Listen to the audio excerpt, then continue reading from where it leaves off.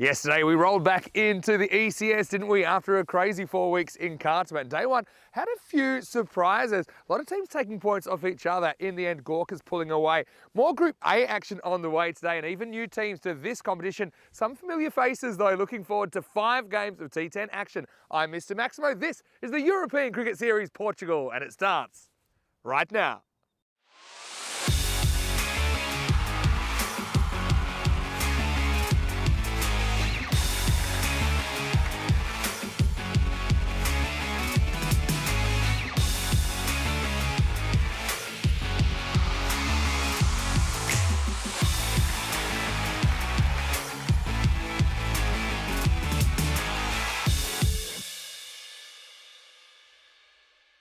This European Cricket Network event is proudly brought to you by HCL Software, Paramatch.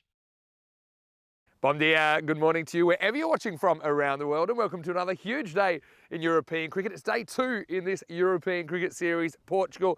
Ultimately, we have a 3-week adventure here in Portugal. We have 20 days of ECS cricket. Also, we've got the Western Shield in between, which will see the British and Irish Knights, the best of the British and Irish area, taking on Team Europe in a best of 9. So we're looking forward to that. But right now, we're getting down to day 2 action and 5 matches on the way, starting with match 6. And 2 teams that struggled a little bit last year. It was their first European Cricket Series. We've got Lisbon Super Giants taking on Team Tigers Portugal here first up.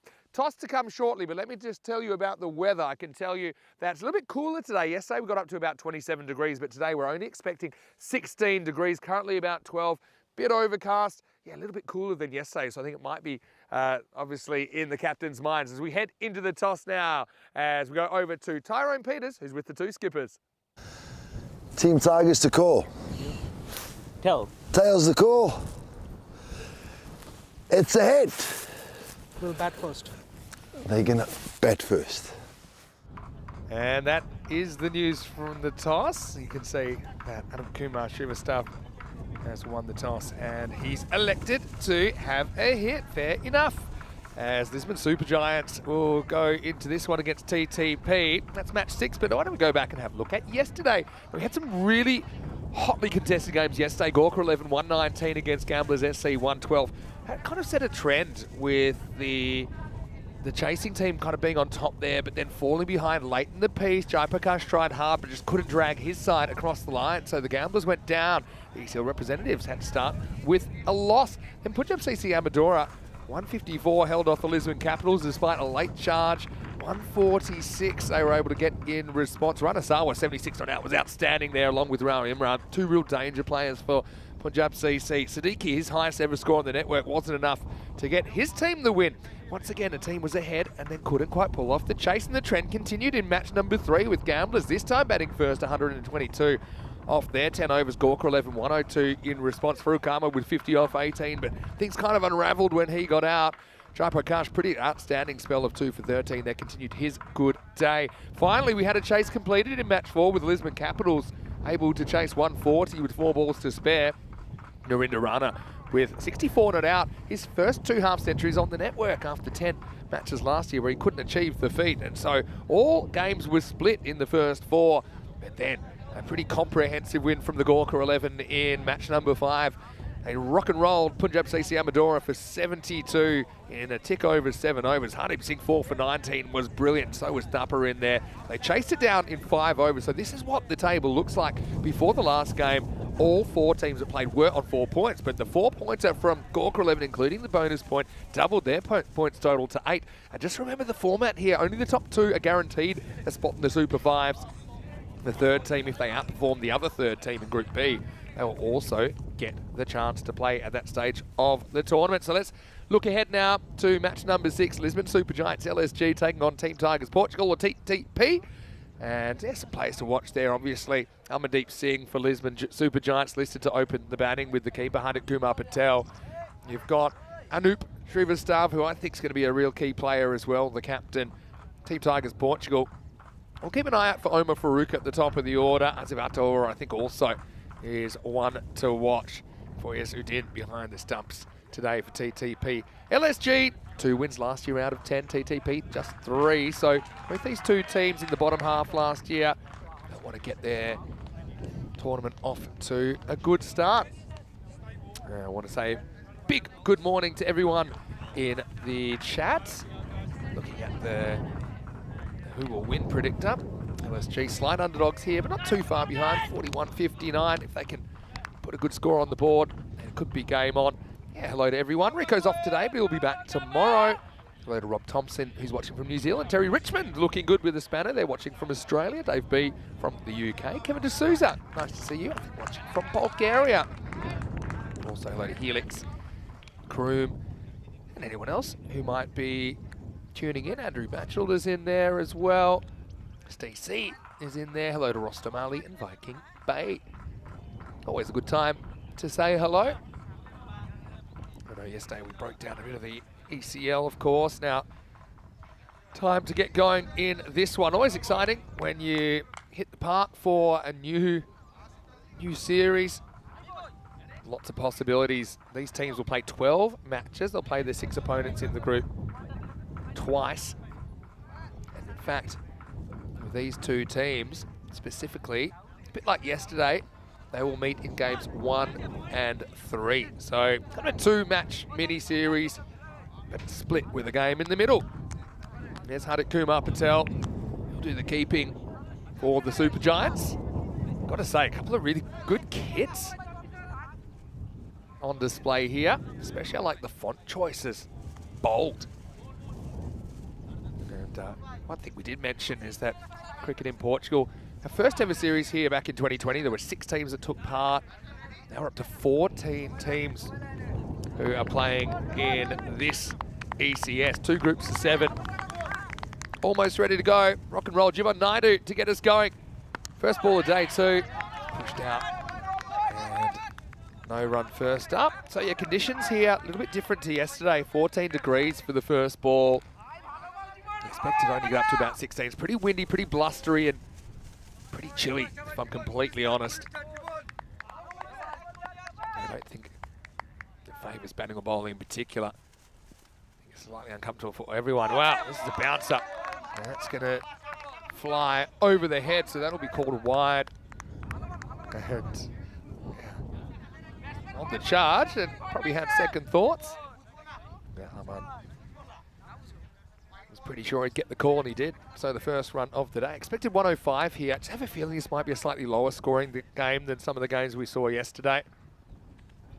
Just short again. This might have actually just taken a little scratch on the glove down the leg side.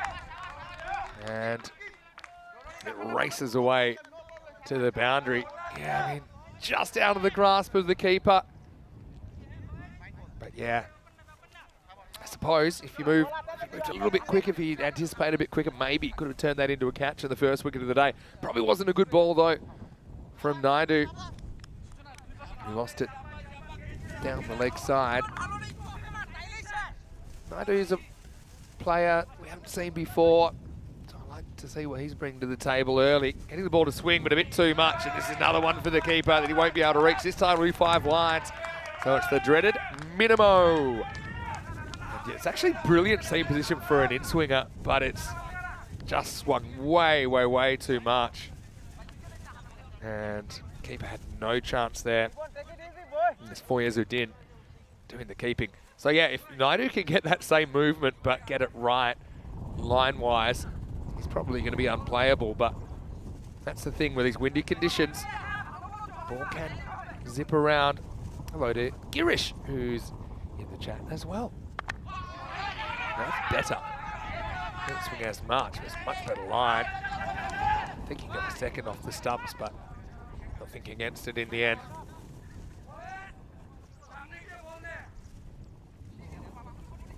Yeah, so you just wonder what the situation will be with the weather. I feel like it could be a bit of a grind kind of game. I think not as comfortable for the bowlers, like I said, with the wind kind of blowing around. Maybe we'll see a few more extras. Maybe the teams that can handle that better might have a bit more success.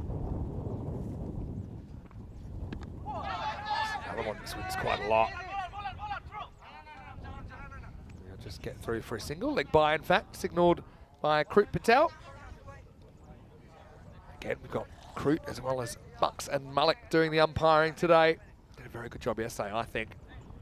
That's another thing I think over the last Last few years on ECN, umpiring standards have improved so much. Umpires given the resources and the know-how to really officiate these games well. All right, well, it's top edge, it's hanging in the air. Won't carry though, they had the long on back.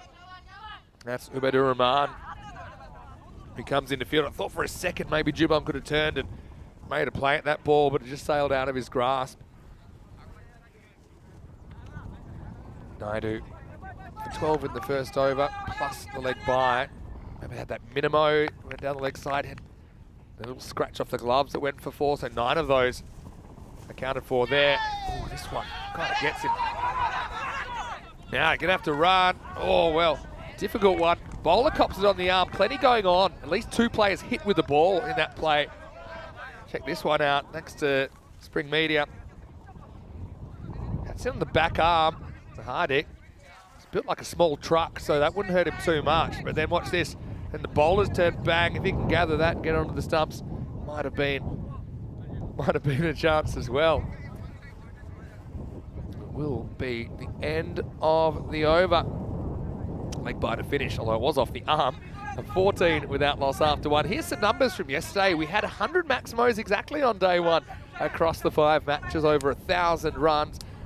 Average runs per over 12.5. I've got a feeling it might not be that high today, but yeah, also we had more 6s and 4s. Sometimes you get a lot of 4s on this ground because of the conditions. 6.3 wickets per over, per 10 overs is pretty high as well. So I have a feeling 6s versus 4s might square up a little bit. I think we actually had some pretty good boundary stops yesterday. If I look at last year, yeah, we had an average of 9.3 4s per innings and just 5.6 6s. So we had plenty more 4s and 6s last year. But I think it's also credit, I think the ground's in pretty good condition. Okay, day 1, I know.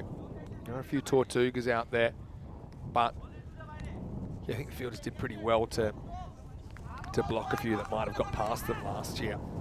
So yeah, more 6s and 4s. Anyway, time for over number 2. Ubadur Rahman to bowl it. Starts with a wide. Isn't it interesting? Same wind, obviously, because they're bowling from the same end, but actually gets a bit of a way movement there. So I would say that the wind is pretty much behind the bowler at the moment. Well, pardon me, it's going straight into the wind, actually. So anything sliding in swing breeze. So the batters can hit straight down the ground. The wind's on their side. Now at the other end we normally play from here. That's because it's a 3-week tournament. So the first 2 weeks essentially we played here. Western Shield, so second weekend they'll switch around, bowl from the regular end we broadcast from on ECN.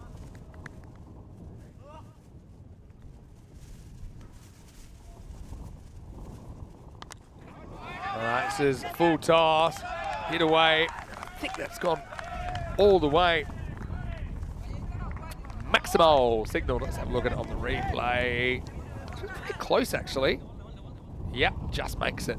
Great camera work there from a crew at Spring Media.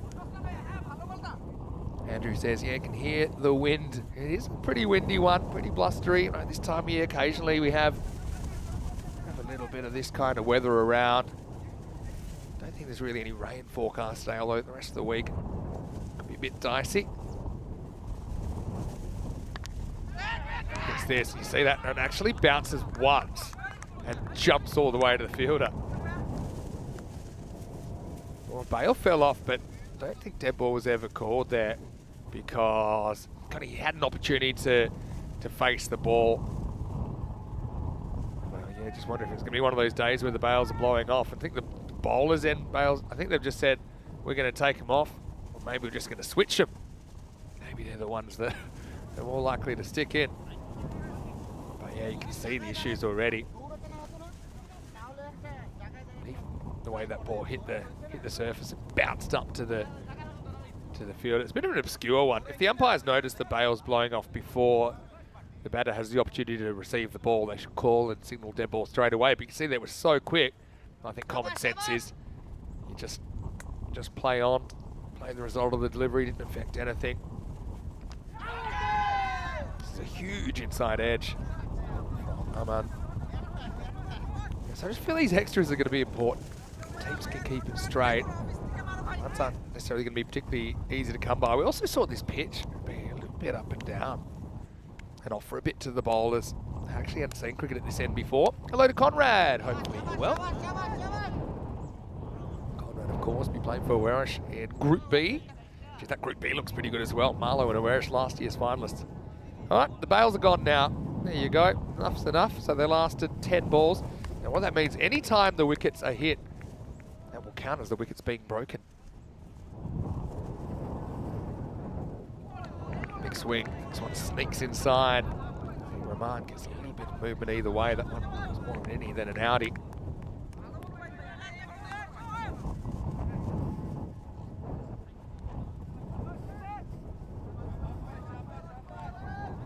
Partnership worth 23. I just feel like 100, like a fighting 100 is actually a pretty good score today, maybe 110.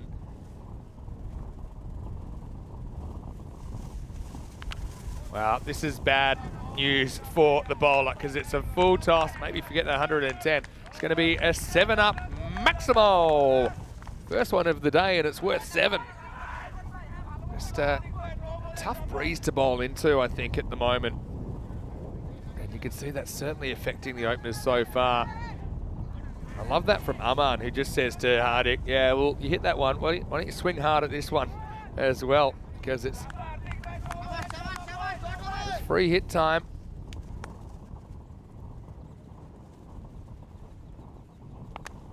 He does hit it, gets under it, a lot of bottom hand in that, and that will go all the way. Maximo, back to back. That ball's worth 13. They're really heating up. That'll be the end of the over as well. So 36 without loss after 2. This is what the table looks like after day 1 of play. I think I mentioned earlier, all the 4 teams that played, they were all on 4 points. They'd won 1 and lost 1 heading into game 5, but then Gorka really did a number on Punjab CC Amadora, chasing their score down in 5 overs and securing all 4 points. That's why they're comfortably at the top. Remember the format.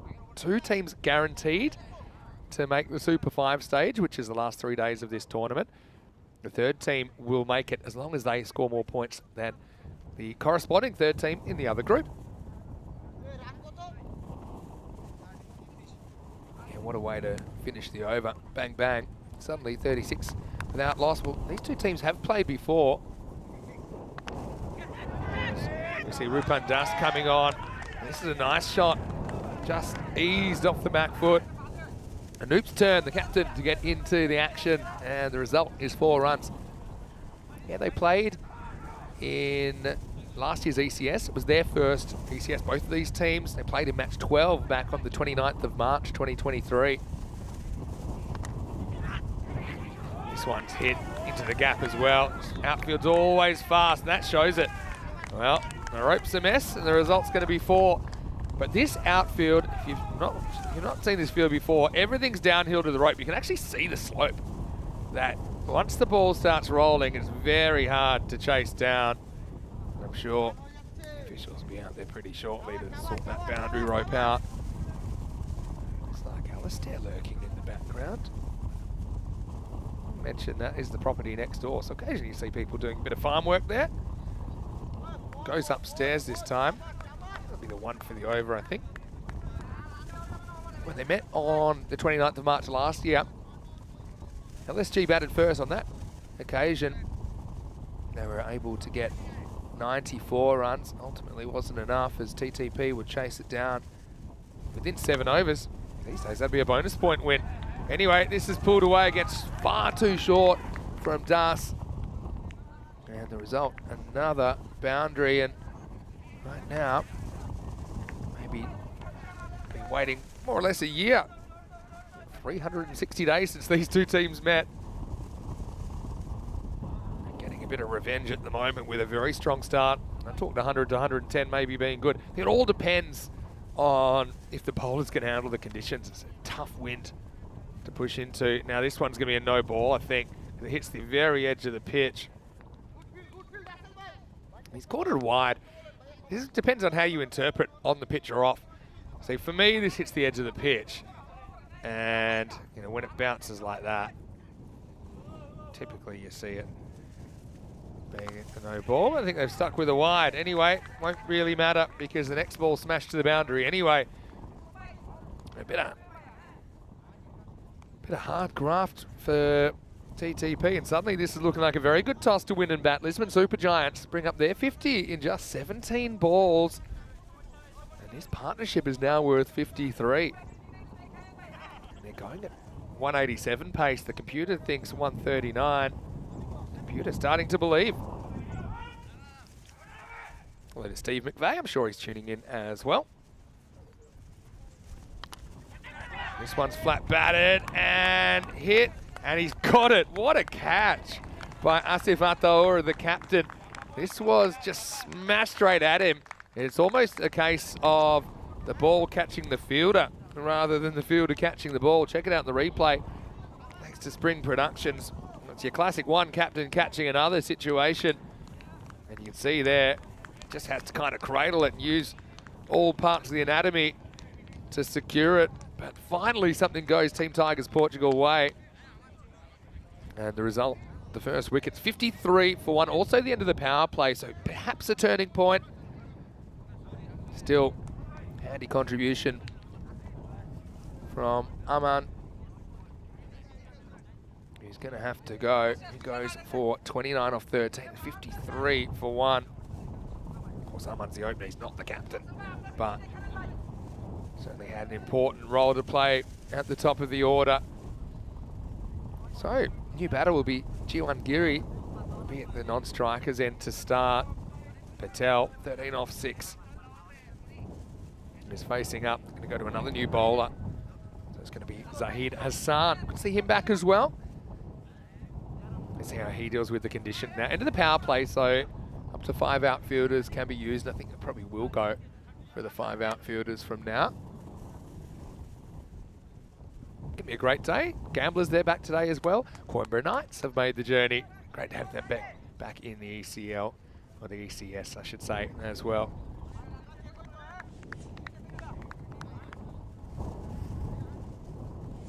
Shake, rattle and roll is over 4. Get some good in-swing here. Well, Bambi on ice there, but makes the stop. That's the most important thing. And then makes that Hassan work pretty hard for the return. And just mentioning, definitely the strikers in there, you can see no bails on because of the wind this morning.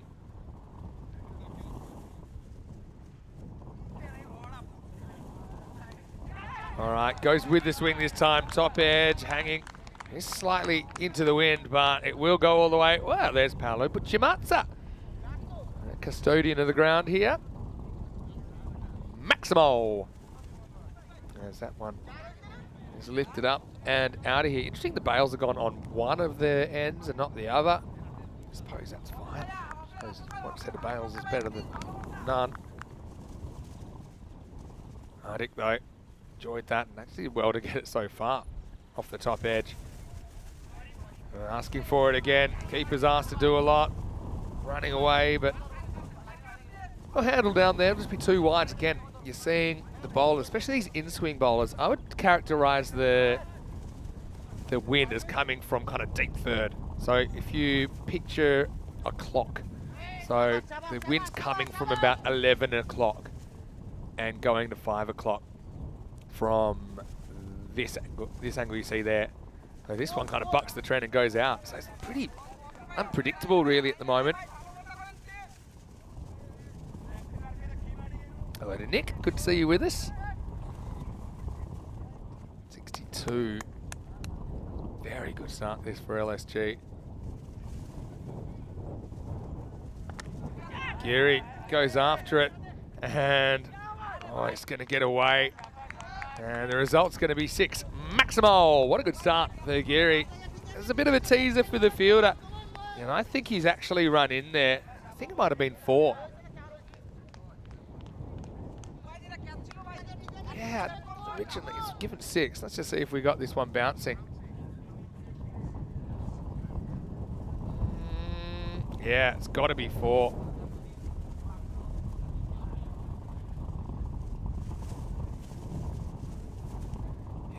I don't think that'll be 6 in the end. Yeah, I think there we go.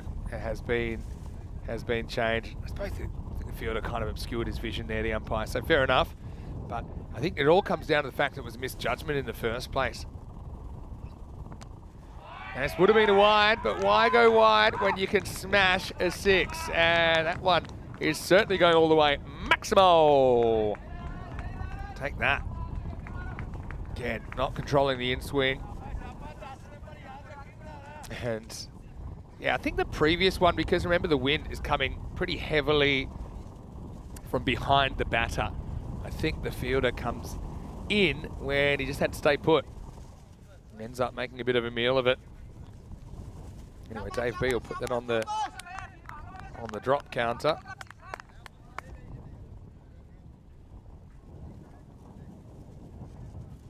Whoa, okay. This one's almost taken out Bucks. This ball is so slow, it actually has negative velocity. I've heard of the back of the hand slower ball. So it's just the backwards slower ball. Anyway, this one doesn't slip, it will be a wide. Jeez. Well, at the beginning of the day, I kind of thought, oh, the conditions are kind of difficult for both aspects, batting and bowling. But now I'm watching the bowler struggle with this wind and controlling the ball, feeling that it was a very good toss to win and bat.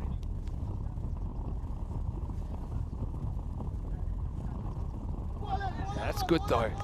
Maybe the bowlers just need to try and slow things down and get the ball in the right spot in the first place. That's what I would say. Because with this wind, you're never really going to be that express anyway. So just like that one, try and find that block hole length anywhere from kind of tram line to the stumps. Don't want to be going outside leg. Got him. And it's a miss hit as Giri wraps the bat around that. Hassan takes the catch. And so that will be the second wicket of the day. And once again, the last ball of an over results in a wicket. So that over actually went magical from Zahid Hassan, but he does finish with a wicket. You can see there, straight away, Giri knew he was in trouble. He was slightly late on it, and he ends up taking it in the right hand there. So Hassan has something to celebrate as we get to the end of the fourth over. The score is 73 for 2. Vinny Sando here, Mr. Maximo for ECN. Rico is off today, but don't worry, we'll be back tomorrow. You'll be hearing plenty of him throughout the rest of the week. Certainly deserves his break after it was an epic 4 weeks. Cartamania ended in the ECL trophy going to England for the first time. How are our English fans feeling about that? I'm sure they're pretty happy about it. Omar Farouk is going to bowl the 5th over now. Expect him to bat pretty high the second half of this game.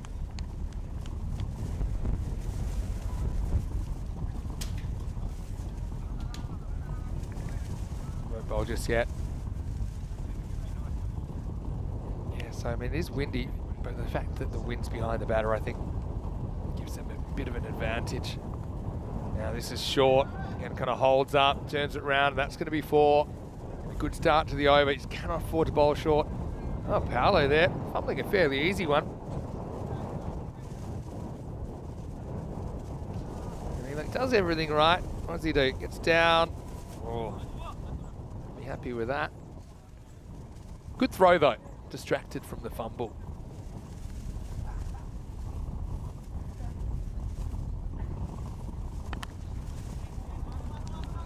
Next one is just worked out for 1.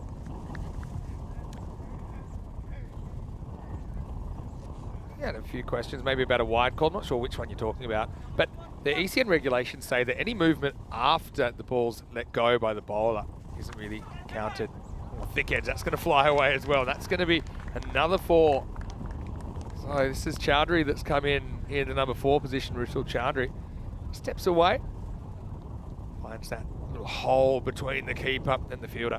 Yeah, so for example, we don't want to discourage the batters, you know, taking a step towards the ball. So the wide line won't move unless they've taken a position kind of outside the off stump before the ball's released. Chowdhury not doing that, steps back, drills it and runs. suppose that's a good example of they run straight away. They can get the run, and one brings two. So Chandri, good heads-up play from him. I have mentioned also this field is a little bit difficult to field on sometimes, get some tough bounces, and so you really have to be faced with a perfect piece of fielding to run you out.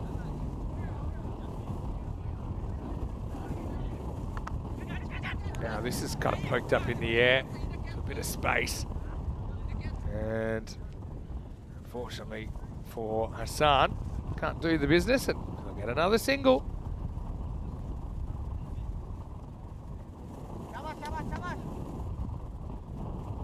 Now see, look, this is muscled in the air, keeper bowler coming together, and in the end it'll be taken by Omar Farouk, and he is faced with the keeper charging down at him, and of course he had big Hardik Patel in the area as well, so everybody coming together. Again, tries to go leg side, just holds up, and yeah, keeper, they had ideas of it, but it was always blowing towards Farouk. Again, you see the effect of the wind there, kind of blew it back towards the bowler. He held his composure, 85 for 3 after 5, and that's 3 overs in a row that we've had a wicket on the very last ball. Let's have a look at our ECS calendar, and this is just European Cricket Series cricket. Does include some of the T20 international cricket we'll be bringing you from around the continent. And you can see we already had Cyprus and Spain to get us going, then we had the ECL break, and then Portugal for 3 weeks. Slight change there, which was mentioned yesterday, that Cyprus in June is now a couple of days earlier because England's a 5-day series. Now, a lot of people excited that the English series finally be going ahead. I know something that's been in the works for about 4 years. A few logistical issues in the past, but fingers crossed there's no issues there. 27th of May, put it in your diary. That's our ECN meet and greet day, and maybe we can keep planning what we'd like to do on that day. We had a few ideas yesterday. Maybe some entertainment, maybe get the DJ in, maybe get a bouncy castle. It's half term as well.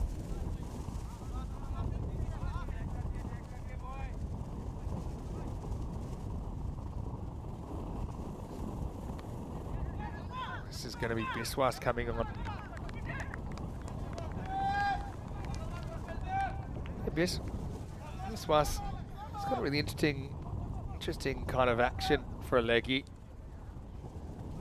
It's got the kind of action, kind of his arms bent, but it stays bent all the way through. Chand, new batter. Yeah, spin could be important. If you can get under a spinner and hit him over his head, it's probably going to go a long way today. Yeah, it's an interesting bowler. Biswas coming on to bowl the 6th.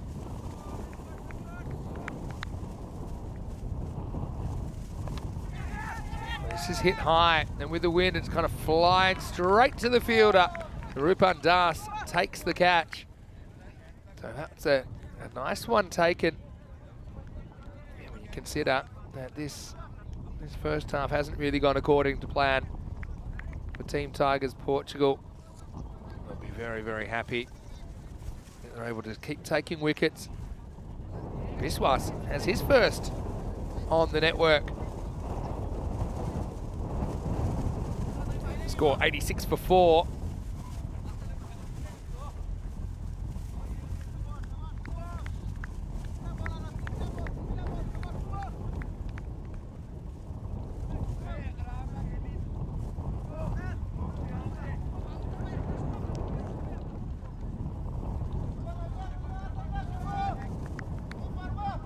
LSG play themselves into a strong position, 59%. Let's see what their middle and the lower order can do here, though.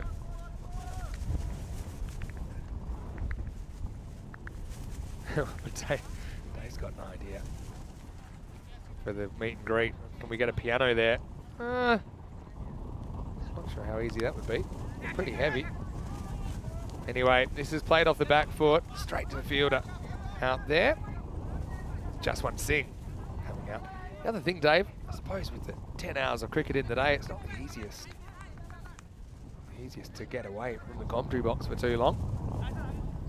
I'll be doing that series with Rico. Corey, unfortunately, can't make the journey. He's actually going to be in the Netherlands with some of the T20 IWs, Netherlands versus Italy. Charlie Hunt, though, I think might be able to help out with a few games.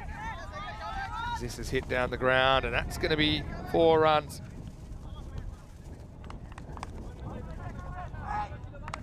It's tossed up, takes it on, and fielder not too long to go. The back foot's close, but I think maybe the heel's in the air. It's only an overall if you touch that sideline. I'd like this over from Biswas, though, all things considered. In the end, he'll go for a 4, 3 singles, and he takes a wicket. So not a bad output at all from Shivra Biswas. And at the end of 6 overs, the score is 92 for 4. I suppose the signs there, top 4 all getting amongst at least double figures. They're going at a reasonably good rate, 15 plus and over. No individual batters actually made 30 in the innings. I think Neil is asking who are the clubs taking part in the England series. I think I mentioned this before, but it's not confirmed 100% yet. The clubs still have to confirm.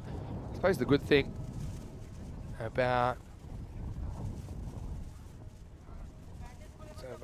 a few logistical stuff, logistical things with extended squads.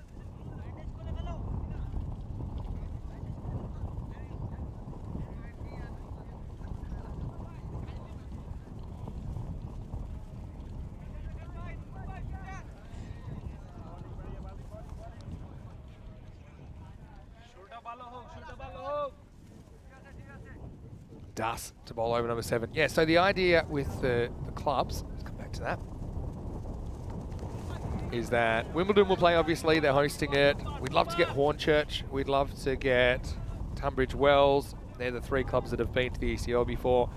We'd love to get Swardston, who had qualified for an ECL. Unfortunately, that was ECL, or one of the 2 ECLs that was cancelled. Well bowled by Das here, coming back to bowl his second over. And then I think Spencer CC, they've been invited.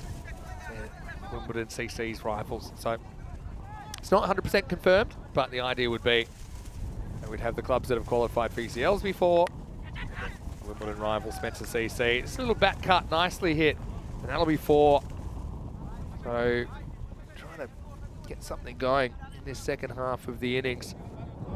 They were 85 at the halfway point, so that's kind of 170 pace right now. They've only had 11 off the first over and a half in the second half for 132. Chaudhry doing a good job. That's a good rock, isn't it? Now they're going to take it on. Keeper has a shy, and now they're going to get back for a second. A little bit of Wimbledon tennis about that, wasn't it? Yeah, it's not easy with the keeper, not easy for anyone really out there today. Maybe the batters have the best of it, like I said earlier.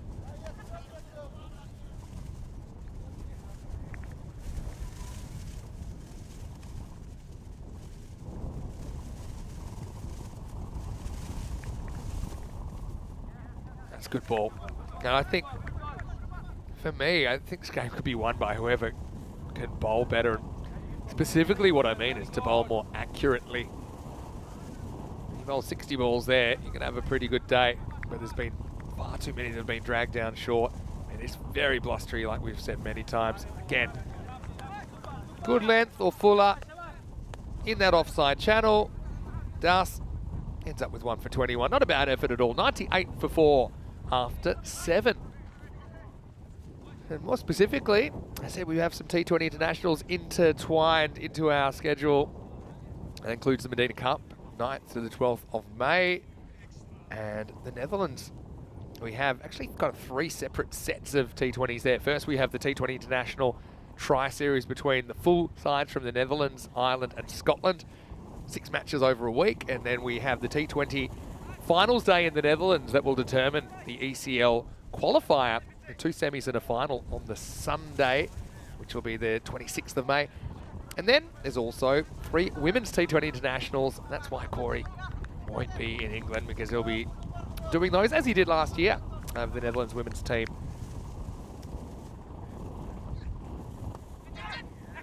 This is going to be hit out towards deep point, and it's going to be fumbled. Wow, that one, even on this field, that's one that really should be fielded. Umar Rahman, normally a very good fielder. I think he just takes his eye off it at the end. It was just rolling into his fingertips and inexplicably got past him for 4.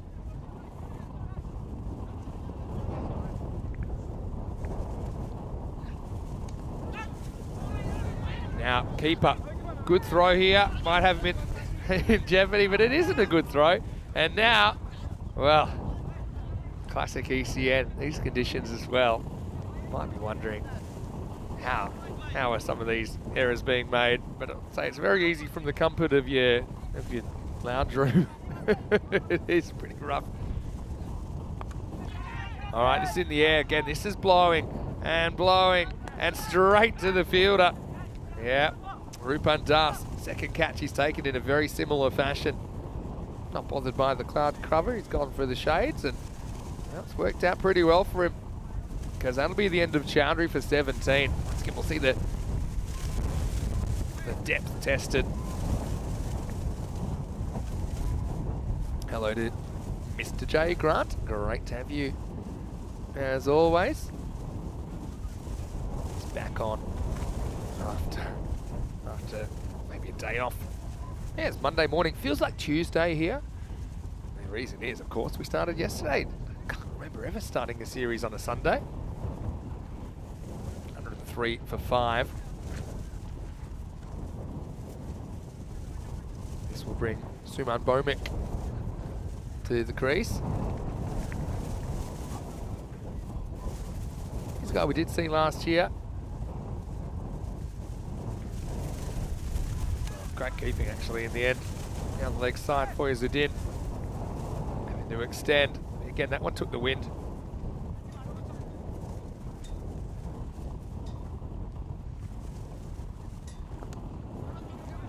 Carefully keeps this one out.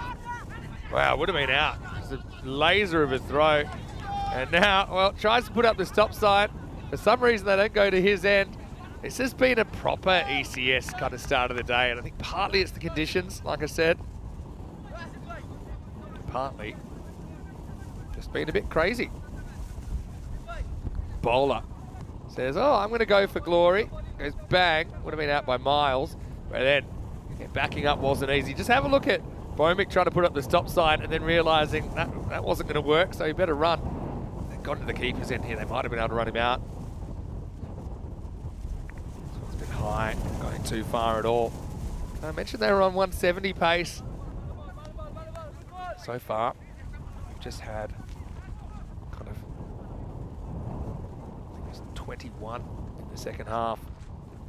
This one doesn't really get up and sneaks under the gloves of Yazudin.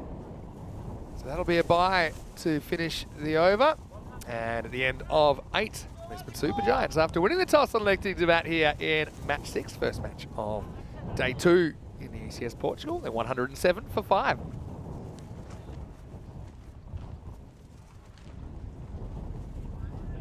I like Wayne's comment here. And luckily Corey didn't make the trip to Portugal with the wind and his stature. He'd get blown away. You're right.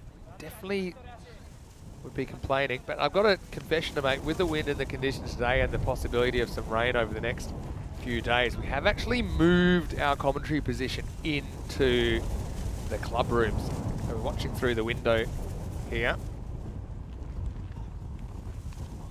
So I can see how windy it is, but I'm not having to experience it.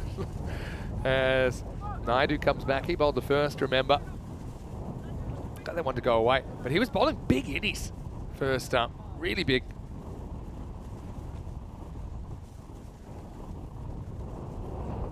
You can see there the wind blowing a few things around. So once hit into the pitch, Bomik just get a single in the end. I suppose they're going to make a score here. I reckon about the high 120s, maybe 130. But off the back of a very good start, and a start that did have a lot of extras in it. Now, if Brisbane Super Giants can avoid doing that, they're in a good position to win the game. That's a nice shot though. He just lifts that up and over, and that's what happens if you can get the wind to your advantage. Again, straight back shot. I like that shot. Probably shot of the morning so far. Maximo! 6 carreras. And look at that. There's room for technique in the game after all. That's just one thing. With 6 of the best, all happening in the 9th. Now, goes for a little dab. It's intelligent cricket. Get the ball down onto the stumps, but not quite in time. Keeper just doing his best to gather the ball, put on the stumps, but in the end, 1 run scored.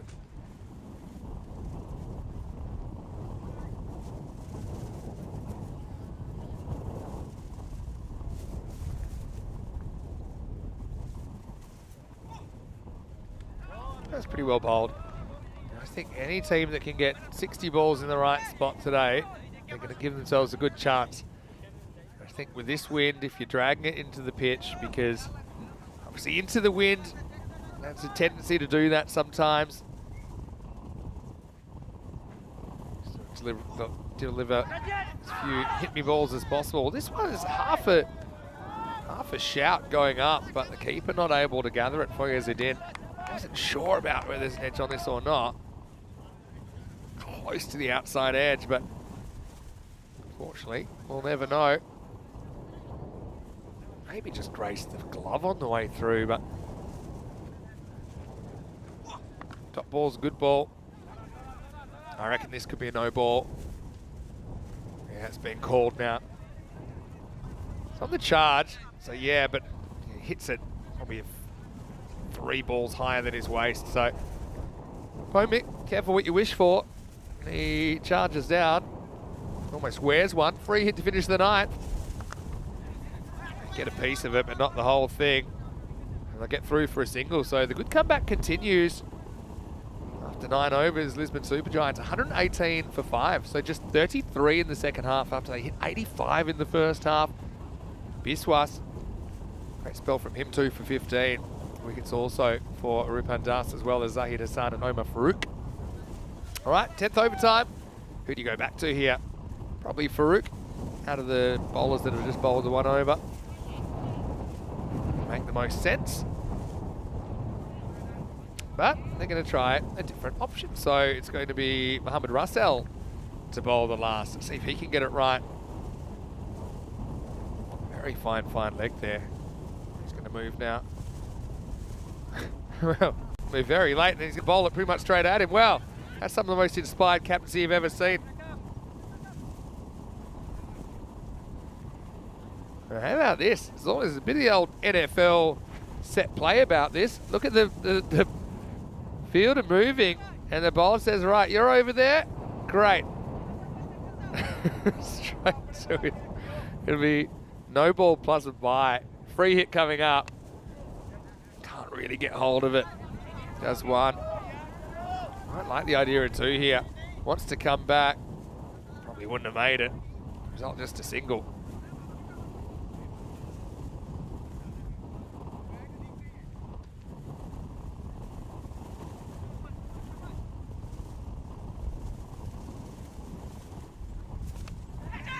Swinging full toss. Kind of holds up in the air.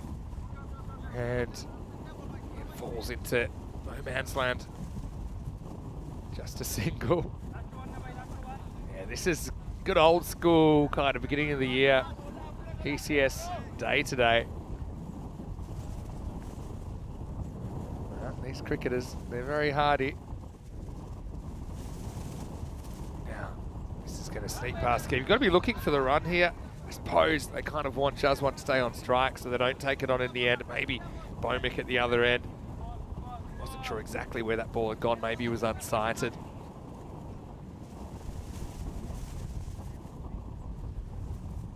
Can they get that 130? Need a boundary to get there, I think. The pad. Okay, we're looking for 2 here, but I just don't think it's really on. And he's going to think about it. They're going to try and get creative. Well, they won't be able to. It's the 1. This is where I suppose now we've seen some of the teams that have played a lot getting a bit creative with the running, and in this situation, if they want Jaswant back on strike. Get Bomick to hold that end safe. Let him get there and force them to take the run out at the bowler's end. Giving up a wicket but getting your set batter back on strike. Just a couple of balls to go now. Russell's done a pretty good job here. A heavy swing, and it's going to fly down to deep third. So that's a pretty good effort down there from Tushar Shah to take the catch. Again, the bat speed was there. Watch it fly. And even though it's into the wind, it still holds up enough so Tushar Shah can take the catch. So likely means that Jaswant won't face for the rest of this innings with only one ball remaining. Breaks a handy little partnership. I know it's not quite as pretty as the first bit of the innings for the Lisbon Super Giants. Nicely taken there.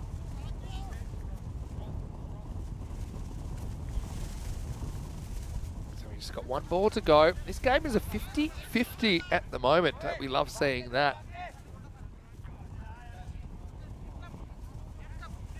As this looks like it will be Samad Usata to face just the last ball. He'll be running for anything. Here's Russell. He gets a piece of it. Jaswant's off to the races. He's going to go too. And with a fumble, might as well keep going here. Depends if they can get into the bowler. Best throw I've ever seen, but I love that. He just says, all right, I'll pick up your bat. Anyway, a bit of a lighter moment there as they'll finish with 2 runs and take the score to 125 for 6 off the 10 overs. So 85 in the first half, 40 off the second half. And again, I think with some of these teams, if you can get through the top order and just kind of get into the middle and lower, you can hold things up. Although it was gone with the wind this morning, wasn't it? Have a look at some of this swing with the new ball. He had the 5 and the 4 in the first over, as Naidu had a few problems controlling it. And then we saw the big man, Kumar Patel, going to town. 24 off 11, along with Amandeep Singh. And kind of got the early running, didn't they? And kind of capitalising on the fact that the bowlers had a hard time in the conditions. It was a great catch by Asif Atur to get Amandeep Singh in the end for 29. Pucci, luckily we edited out his fumble there. But yeah, with this wind, kind of causing everyone a few issues. Misjudged on the boundary, but no such misjudgment as Hardik Kumar had to go caught and bowled by Omar Farooq. Again, it was an interesting innings all up. That was one where Farooq went after G1, went for 10, caught and bowled by Zahid Hassan. Dusk got a couple of catches down there, and the wind is very much favouring the batter hitting straight. Also means those mishits, those top edges kind of fly towards the outfielders rather than falling safely as well. Late in the piece, we saw them trying to make whatever they could of those last few overs. But yeah, 7-6, 9, 11, 7. That was the second half. And that was after all of the first 5 overs went for more than even the most expensive second half over. So yeah, first half 14, 22, 17, 20 and 12. With 12 being the lowest. Second half 7, 6, 9, 11 and 7. Things really falling away, but still, I think Lisbon Super Giants at 125 is pretty competitive. As far as the score went, well, I can tell you that Amandeep top score with 29. 24 for Hardik Kumar Patel. Apart from that, no one able to reach 20. But 25, including 24 extras. As far as the bowling went, 2 for 15, Biswas. Certainly was a bit of a handful. Rupan Das, Zahid Hassan, Omar Farooq and Russell, all with a wicket apiece. We'll take a break and then we'll be back shortly at the Santarém Cricket Ground. 126 will be the chase for TTP to open their innings with a win. In their first match, can they get the points on the board? 4 points on offer, of course. We'll see who gets them when we return to Portugal for more European Cricket Series.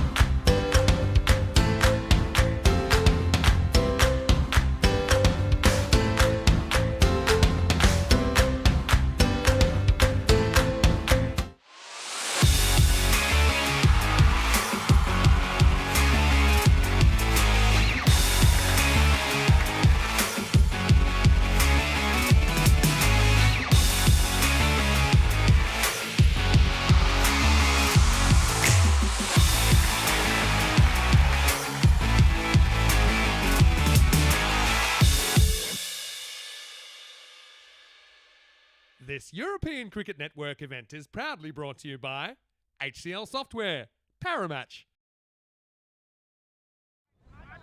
Hello and welcome back. Great to have your company, and we're going to get back into the action here. It's match 6 and we're halfway through with Lisbon Supergiants winning the toss, selected about 125 for 6.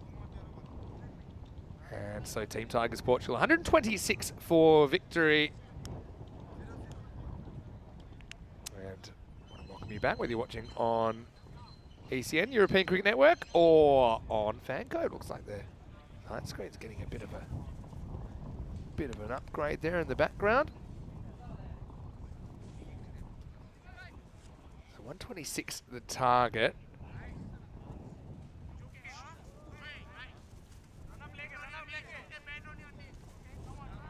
Make it 89, they need to get a point. I think they'll want the whole thing here. Omar Farouk, as expected, is opening up, and he's out there with Rupan Das. And this looks like Jaswant Singh is going to open the bowling. Good job of just kind of fighting for every run possible. 14 off 8, he was able to score. Pretty windy, as you can see there. Here we go, rock and roll. 126 for victory. First ball is, well, interesting. Looks like he missed it to me, but they were certainly pretty excited about it. Look at that swing. Oh, he's missed it by a mile. I mean, did he hit the stumps? Wow. Okay, definitely doesn't hit it. Does this hit the wickets? Oh, you can't really see. But remember, even if it flicks the wickets, then that's out. Yeah, so 88, actually. 88 is for a point. Anyway, in the air, well, bowler is going to drop it. Again, not an easy one. It's an interesting one as well. You look at the, I don't think there's an appeal or anything, but check out the line the batter runs. He starts there, and then he actually, I don't know. I'm going to say, if there was an appeal there, I'd be considering it. But I suppose in the end, the bowler was oblivious to it. Now, the thick edge flying away, and that's going to run all the way for 4. It's a very interesting opening. Yeah. Actually, yeah, what do you think? That's a bit of a talking point early, but I think the batter deliberately runs towards the bowler. He doesn't get that close to him, but he definitely changes his line. To me, just looking at the pictures, if there was an appeal, I would have considered it very strongly and might have been given it out. Tell me if I'm in the minority. Anyway, one thing about this over. Well, this is a ground made for 5s, and there's one of them. And then it's booted into the fence for good measure. And the reason I say that is because it's very fast, there's unpredictable bounces. This is just a crazy throw, really. Look at the keeper, he's ready for it, and almost like a goalkeeper had to try and keep it out of the top corner. There were all these backup fielders, they were behind the stumps, which is not where it went, and then woof. Well, we've got 0, 1, 4, 5 so far. I wonder who had that in their bingo card.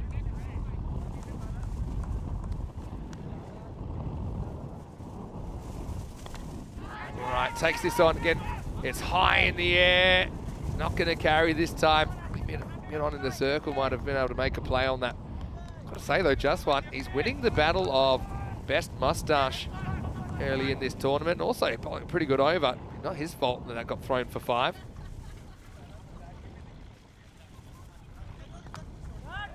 Fairly orthodox looking drive. Good drive, actually. And that will be 4 runs to finish the over.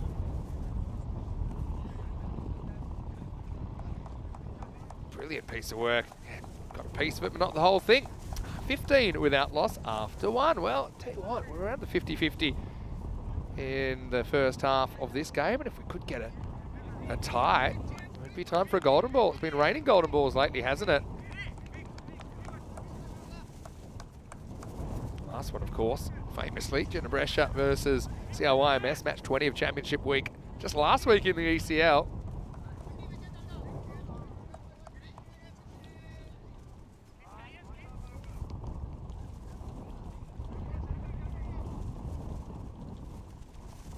Three golden balls in the ECL, 24, most we've ever had in the Kartama tournament.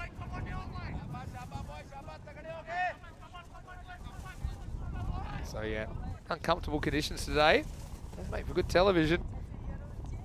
Got to hand it to these players though. They're very hardy, these European cricketers. You can see there, bowler struggling into a stiff breeze. This is Harinder Singh bowling over number 2.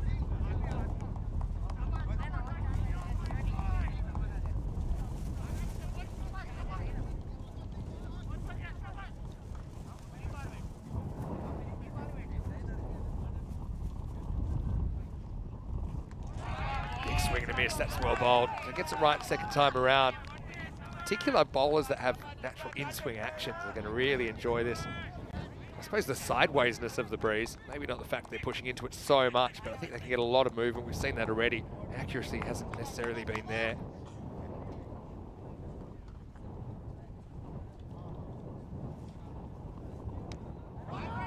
Does bite in a fair bit as well. Scramble through for one.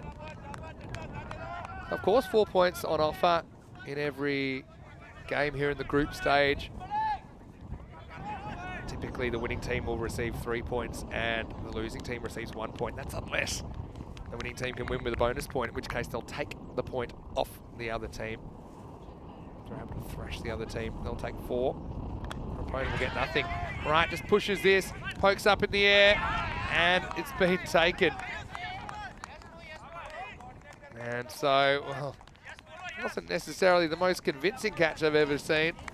2 come together, but the ball is held, and that will be the first wicket, 17 for 1. We'll check it out in the replay, thanks to Spring Productions, but he never really commits to the shot. It's a difficult length to kind of push at. And you can see, ball safely in the hands of Nikhil Chand. Not a lot of communication, but all's well that ends well. A high 10 to cap it off. Team Tigers Portugal lose their first wicket. The score is 17 for 1. Rupan Das goes for 13 off 4, whacked 2 fours while he was out there. But he'll have to step aside, and it's captain Asif Ataur who comes out at number 3. Dave asking, Vinny, which team won the best kit award in Kartama? Good question, Dave. What was your favourite? I don't think we'll agree, which is probably a good thing. Bowled by Harinder. Oh, there were so many good kits. Maybe let us know your favourites in the comment section. I'll let you know what I think. I think the Turkish ones, Afyon Karahiza, they were pretty good. Again, big in swing. Kind of swinging from the hand. Sometimes that is easier. Then if it swings late and unpredictably.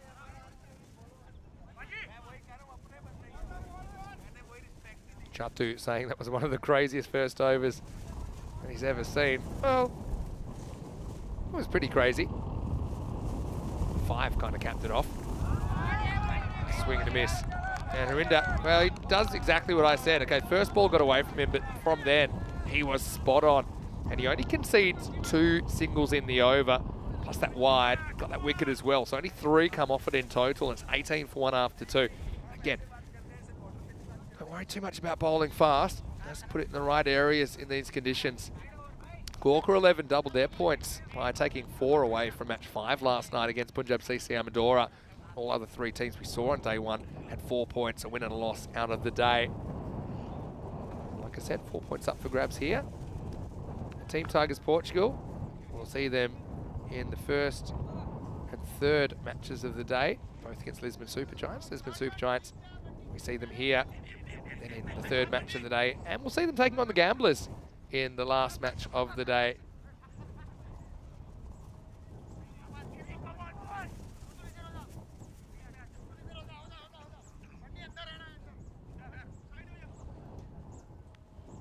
Jiwan Giri to bowl over number 3. Batted number 3 in the first innings. Bowling to Ataur. Field not quite set yet. Notice the bails are not on those strikers end stumps because of the heavy wind that kept blowing off. So proceeding as is acceptable without using bails at the moment.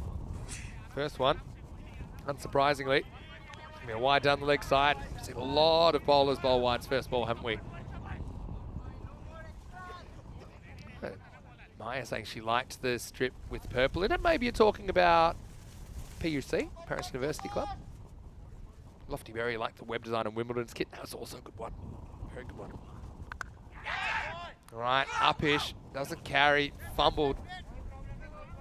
I think just takes his eye off the ball there a little bit. But when you have 35 teams all in spectacular kits, it's very hard to pick one favourite. The Mechelen Eagles, remember them. Off the hip, just poked around the corner again, doesn't carry, just a single. But we got a lot of favourites, and yeah, let us know your thoughts. Little Alan saying the black kit. Who might you be talking about there? Maybe the Talon Stallions, for example. Who could forget Talon Stallions? 221. We actually had numerous instances where it looked like we might have 2 individual century makers in one innings, which has never happened on ECM before. This is nicely worked away. I think that's gone for 4. Yeah, have a look at this. Again, this is kind of into the wind in a way, but also the wind's a bit left to right. And then one bounce and over the fence. You'll see the fence taking shape over the next few days in preparation for the Western Shield, which will be taking place on the 6th and 7th of April, best of 9 series.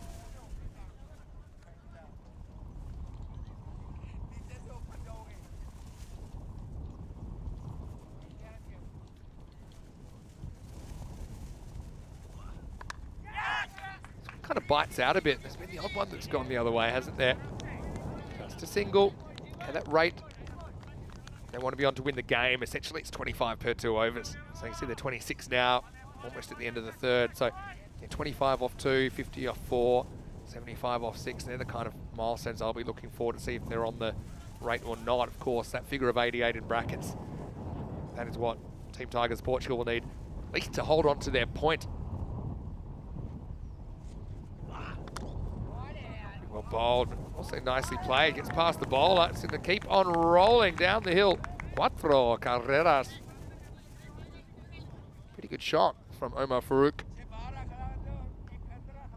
Crute almost runs into that one from the umpiring position, but does get to the boundary. Remember, these 2 teams, they did meet a year ago, back on the 29th of March 2023. A bit more careful. Farouk plays it out. Giri goes for 12 in his over, and at the end of 3, it's 30 for 1. Difference between these 2 teams so far, I think, is the second over from Harinder. He only went for 3. I'd be bringing him back as well. Try and get as far ahead as possible. See that over he went for only 3, and that has been the cheapest over in this whole game by some distance too. Yeah, so back on that date when they last met, the 29th of March. Brisbane Super Giants batted first and made 94. Team Tigers Portugal able to chase it down in 6.5 overs. Obviously a few more to chase this time around. Harinder is coming back. I like this move. And when especially in these conditions, if you have a bowler that's settled, you don't want him to have to come back later when the ball's in a slightly different condition. Maybe the winds change around a bit. Having said that, he starts with a wide, just like he started in the first over. Maybe that's a good sign, because after that he delivered a really good next 6 deliveries. Back then, Farouk made 46 off 24, engineering the chase for TTP with an unbeaten 46. That was a smaller target. Like I said, they were just chasing 95 for victory on that occasion. Ataur as well contributed 25. So this was the key partnership that sunk the Super Giants last time. This was actually pretty good fielding. I have a feeling though that Atua might have just been out if the ball had hit the stumps. Have a look here. Yeah, he would have been out.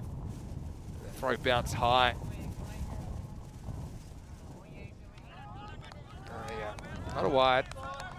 It's a good example. I've said this plenty of times. Look at the footwork, outside leg stump. So that ball's completely fine, but he's made it unreachable by virtue of the fact that he's moved outside the leg stump. And this is great stuff from Harinder. This is exactly what I was talking about earlier. He seems to be able to settle into his zone and just be consistent. And that's one thing I think that's been missing from some of the bowlers this morning. Maya's mentioned, and I also want to wish a happy Holi to everyone in that part of the world. This is hit leg side, just gets away from Srivastav.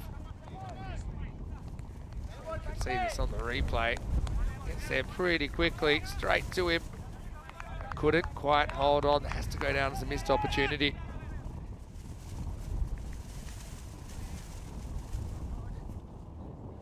Will that come back to bite them? Having said that, Farouk hasn't really gotten going yet. He's 9 off 12 now. He's dropped on 8 again. Harinder, it's been a brilliant effort. I mean, it's pretty basic what he's doing, but he's doing it. These two, like I said, they put on that essentially match-winning partnership last time. Put on 82 in 5.5 overs. Right now, they're a long way behind in the game. They're about 15 runs behind where they need to be.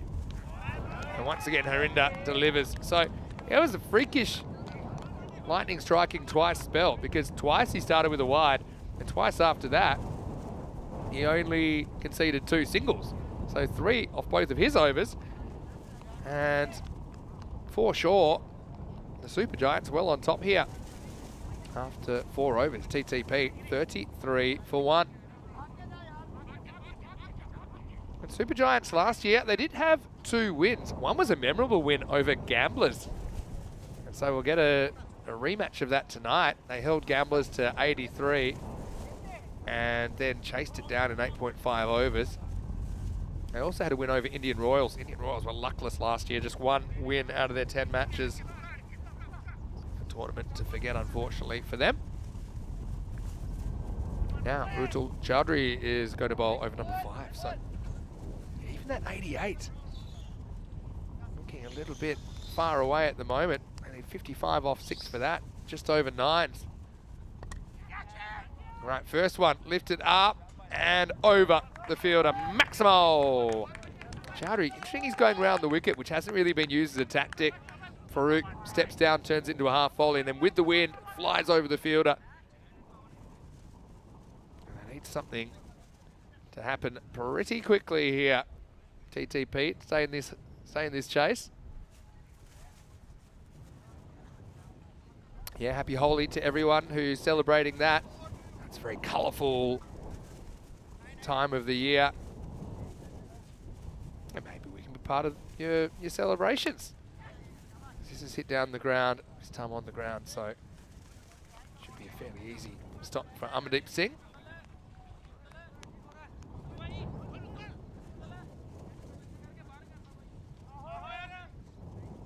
So they've got a 30% chance here. I have a feeling if this partnership gets broken, it could take a bit of a dive.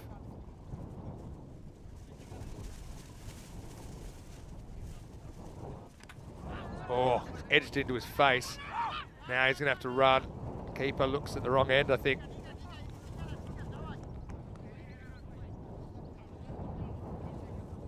Yeah, actually just hits the bottom of the grill. And so I don't think there'll be any discomfort there. But I mean, yeah, it could have actually come up into his jaw if you look at that angle. Again, compulsory now to wear helmets on ECN. I think we've seen that to be a very important decision. It's already saved a lot of injuries. Next one takes off from Chowdhury. There's a little bit of lift in this end at times. I kind of think of it a bit like the bottom end at Kartama.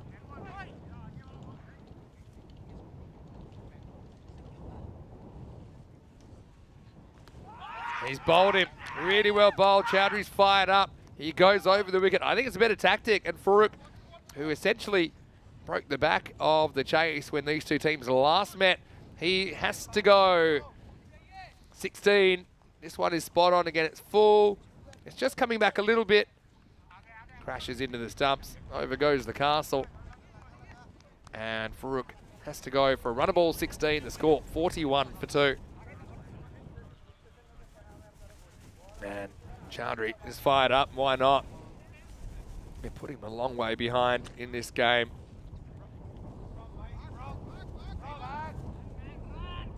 You see, batters have to rush to get to the crease these days. 60 seconds to be able to face. Tushar eventually gets there. He's ready to go. Hello to Viking Bay. It's all nice to have you with us. Here we go with last ball of 5th. Oh, that's another good ball, and it almost hits the stumps, but not quite. At the end of 5 overs, it's 41 for 2. One just took off a bit too much. Again, I just think that Super Giants, they've bowled more consistently here. Let's have a look at the format here. It looks like a lot, but it's pretty simple. We have Group A and Group B, the top 2 from each of those groups, as well as whoever had most points in 3rd position. They will go through to the Super 5. And Super 5's essentially is like a 3-day finish to the tournament. And it runs like an ECL group. So the teams will play each other, the top 5 teams of the group stage across the 2 groups. And they'll finish with a finals day. You do notice if you do finish top or 2nd, you get a couple of bonus points just to be fair to reward you for your work in the first phase of the tournament. So top teams will start on 4 points in Super 5's. 2nd teams will start on 2. The 3rd team will have to start from scratch, but they'll be there in with a chance. Join us for the next 3 weeks in the European Cricket Series, Portugal. Here's Giridhar Manjunath, ready to bowl over number 6. He's going to start off the pad, but he loves it. Wants to ask anyone if it's a catch. Gets a couple of pretty hard no's there. Hardik Kumar Patel. You can see there's no bad in that. Good reactions though from the keeper.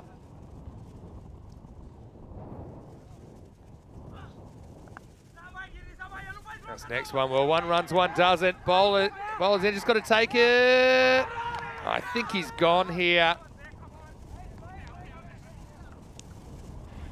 Look, here's my take on this. I think it's out. But I also think we're not going to get a great look at the bat. So it might go to umpire's call. But have a look. I mean, this is one of the world's slowest throws. Eventually comes in. I think actually there it shows that he's out. He's just short of where he needs to be. He's well short. Stumps are impacted and he's going to be out. Well, probably lucky that Manjunath took a wide stance there. So a bit of a mix-up to say the least. Things going from bad to worse, as that'll be the end of the captain, Asif Ataur. Certainly seemed surprised to be called through for the single, but he maybe had to be looking for it. Tushar involved in the mix-up, as it'll be 41 for 3 in the 6th. Hello to Dave Bennett, saying morning all. Looks and sounds blustery at the SCG today. You are right, Dave. Said he loved the Turkish kit during the ECL. Their badge was cracking too. Yeah, that was my favourite actually. I had a few favourites. All right, high in the air. Now with the wind, this is flying. And in the end, it's going to fly over the fence. Maximo! Yeah, loving the wind today. Look, height is your friend. This will show it. When it gets in the wind, it's just going to keep going. And that, from that angle, that's actually exactly where the wind's coming from. More required of that. Tushar ran out as captain. Probably wants to stick around for a while. Now goes back, cuts away, and he's going to be gone. It'll be a 6 and out. Manjunath gets the breakthrough. And I suppose that Tushar and his captain Asif Ataur will be reunited a little bit more quickly than they would have wanted. Nicely taken. Watch this again, the replay. Just kind of outside half the bat, kind of like a hanging top edge. And it's G1 Giri that takes a fairly simple catch. So 47 for 4.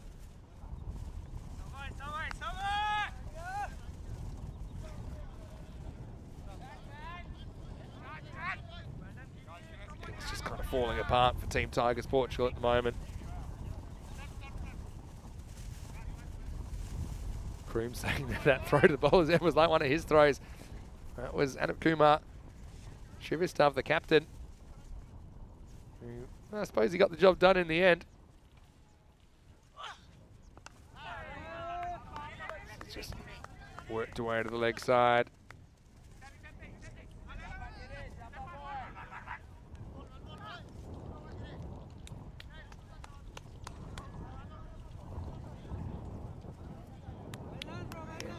Of the over. Where is the end of the over? We're about to find out. I've got 48 for 4.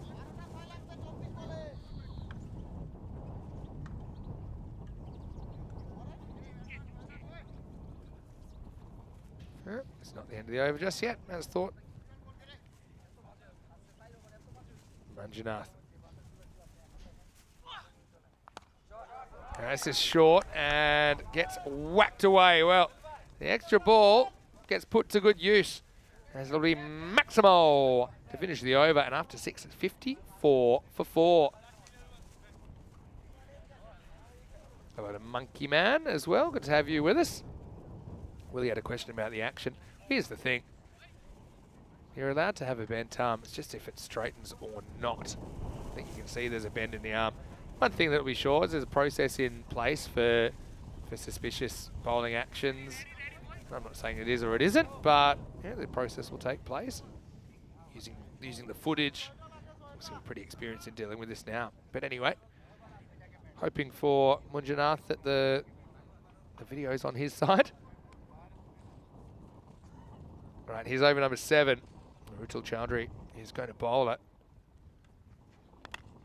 You can see now there, that's what they need to at least keep their point, Team Tigers Portugal. You're going to get 2 here. I think part of it, if you're not hitting a lot of boundaries, at least scrambling those extra runs, putting the fielders under pressure is pretty important as well. Hello to Monica, who's watching, I think, from Italy. Saying hello, friends. I came by quickly to say hello. Keep enjoying this new tournament. We will, Monica. Always welcome, of course, with us. This is a little leg glance. It's going to get past the fielder and run away for 4. So remember what I said earlier. This pitch is the highest point of the ground and then kind of runs downhill to all boundaries. Just slight, but significant. But anyway. 28 of 22. We should get to that 88, but a couple of wickets could throw that off a bit. All right, high again with the wind. This is blowing, but is it far enough? It will be. So another catch is taken, and that's going to be the end of Zahid Hassan. And yeah, maybe that point not sewn up just yet. It'll be 60 for 5. Rutul Chowdhury with the second wicket. That'll bring Foyazuddin, the keeper, to the crease. 60 for 5. Now, I think, given the circumstances, I'm focusing on at least getting that point. Obviously, he got a free crack at the game.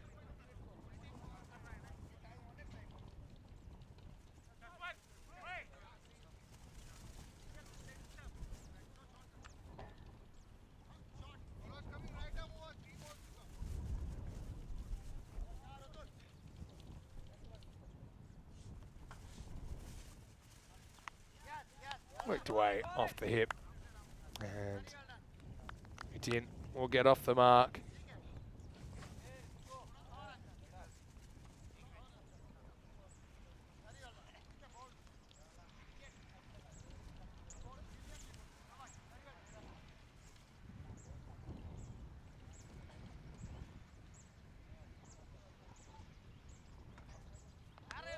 This is pitched up and swing and a miss here. So yeah, 27 off 19. I just got a sneaky feeling that that could be very, very tight. LSG, that'd be the ultimate revenge, wouldn't it, if they could take all 4 points after they actually lost to Team Tigers Portugal last year.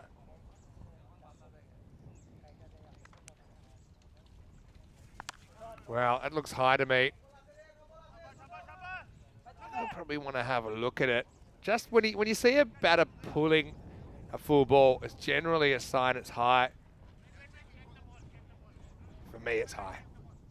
And it will be called. Again, remember ECN regulations, if it's waist high or above, it doesn't have to be above.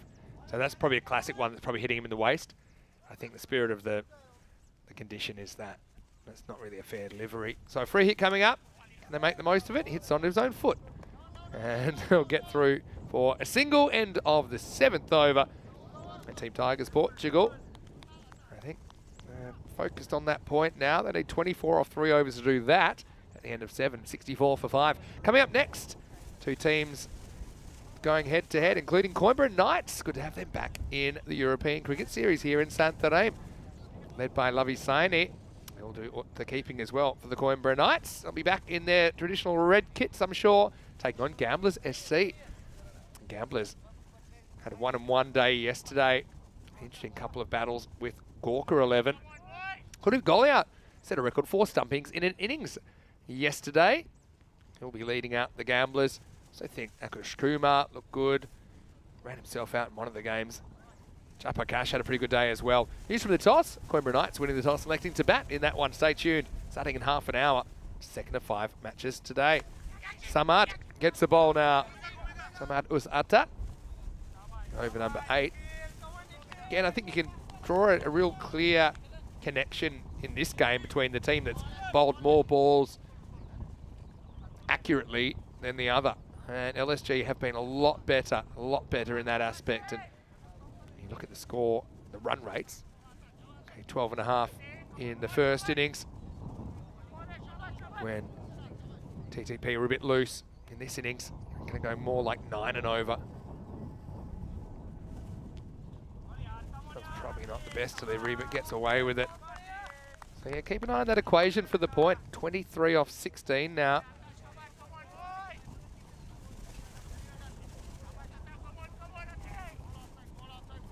Good to see Willie in the chat. Where are you watching from, Willie? Let us know.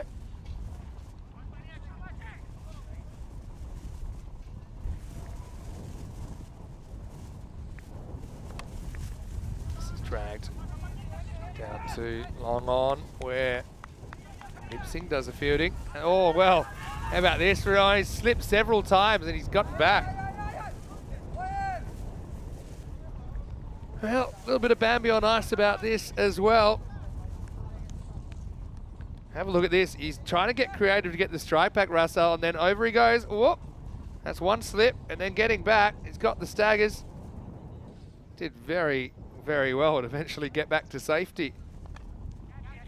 A thick outside edge, another one hangs in the air, just out of the grasp of the fielder. It's Harinder Singh. He's been brilliant in this innings for LSG. Make sure it's just one. Keeps that point on. It's not just getting a point, it's stopping your opponents getting that extra point as well. It's like a 2-point swing. A question from Raybot, what's underneath the pitch? I believe this is kind of compressed dirt under this pitch. I don't think it's a concrete pitch like you see some places. There's a bit of variation in it. This is an edge. Again, finds the vortex, and that'll be 4. Handy runs coming late. Like I say, still something to play for here. 17 off 13 now required. Not a shot that'll win too many beauty contests, but it's good enough. You can understand they might not have the third or the final leg back as much given this wind. The wind is pretty much right behind the batter, right behind the keeper. But this pitch is fast in all areas. Yeah, well, he's watching from South Africa. Fantastic to have you. Last ball, the 8th coming up. And he's bowled him once again. Just accuracy winning the day. Lisbon Super Giants go to Samad Usata in the 8th. And he delivers. That 1-4 in the over was a nick. He concedes 3 singles and finishes with a wicket. As this ball rattles the leg stump, and Russell, this time he's got to go. And he can contributes 12 to the total, but he's the 6th wicket, 71 for 6 after 8. So yeah, 17 off 8 required for a point.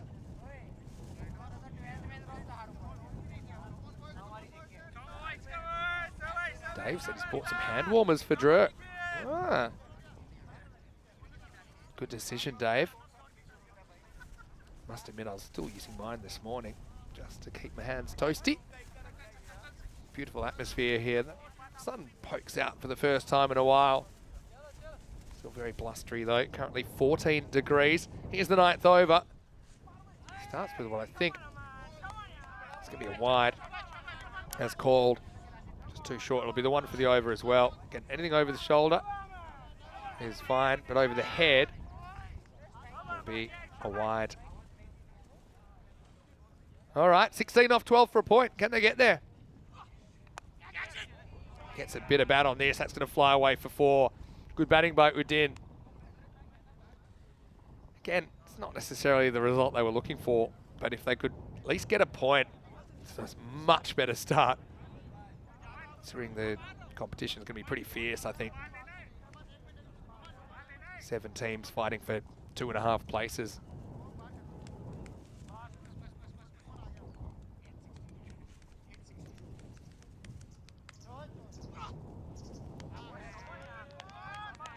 One is going to get past it. 12 off 10 now. There's no shoe in though for the 88.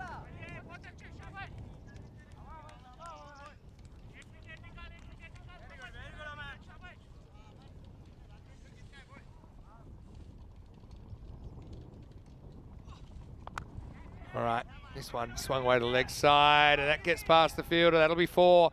Kind of had a swipe at it there, didn't he? He couldn't quite bring it back into play.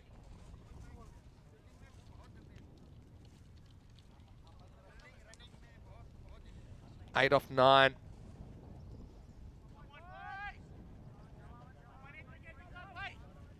This is Amandeep Singh bowling over number 9. Needs to have a good finish here. Maybe push it to the last and get all 4 points. Well, that one really takes off. Well, this is going to be a no ball because I don't think it's an intentional bouncer, but it gets up over the shoulder for sure for me. It's on the charge. Oh, yeah, easily. So free hit coming up. And there is something in this pitch, I think, from the bottom end that we're playing from at the moment. So 7 off 9 with a free hit and swing at this. And he does swing at it, and he absolutely nails it. Well, now surely they're getting the point out of this. They just need 1 off 8, and how quickly things can change.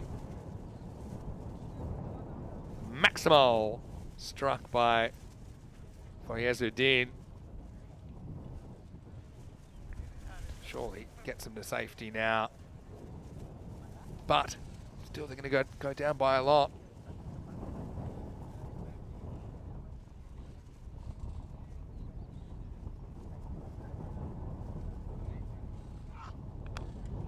Oh, he just a little fend off. And he's going to be gone. That's still pretty short. Look, I'm curious about this. On the charge. Oh, yeah. I think it's got to be a no ball because at the crease, it's still going up, right? It will be a no ball. It's a good call. You got to judge where would that be at the crease. It's pretty much already too high or borderline where he hits it. And, of course, despite gravity dropping things towards the earth at 9.8 meters per second, that ball was bucking the trend. And so it'll actually be a 3rd bouncer in the over, which carries a warning. Or suddenly Amandeep Singh, one of the great pacers. Now, this will run away. Just a single. That was a free hit as well. So well done to TTP, at least getting the point. It looked for a while, it was a bit dicey. So, it's something. Now they want to score as many as they can just to save the net run rate as well. Full toss, completely missed out. And that will be the end of the over. It's 89 for 6 after 9. Remember what I said at the beginning of the game? I said, yeah, a fighting 100 or 110 might win you the ball game. And although they ended up getting the benefit of 24 extras, also getting a couple more players to stick around longer, 125. In the end, 100 or 110 probably would have won them the game. Of course, you never know if the situation was a little bit different. All right, 10th over then. And Samad is going to close out. This one's pretty good.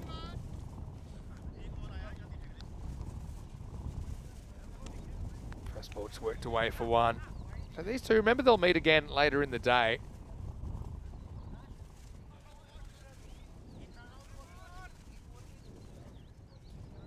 So I'm sure that TTP would like a different result that time around. They're the two games that they're playing today, both against the Super Giants.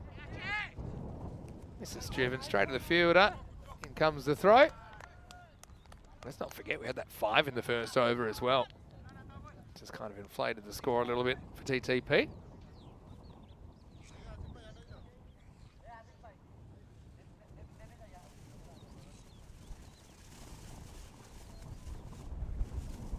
Wow, I think it's going to be a no ball for height. It's also a wide, but no ball takes precedence. Not too much doubt about this, I think. Still looks like a wide. A no ball, I should say. Free hit then. Just whips it away. Can't quite get the contact that he would have liked. Have to settle for a single.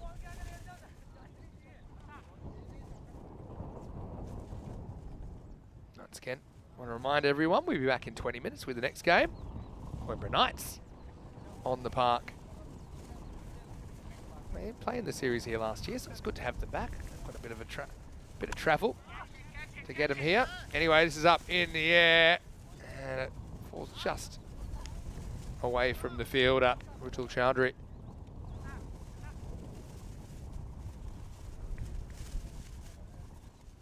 Samad, he's been good as well. I really think it's their bowling that's won them this game. Just a good team effort. All right, another edge flying away. This time it's over the field, it's going to be 4. So can they get the 100? I suppose that's the only thing we've got to look forward to now. The last ball coming up, they'll be on 98.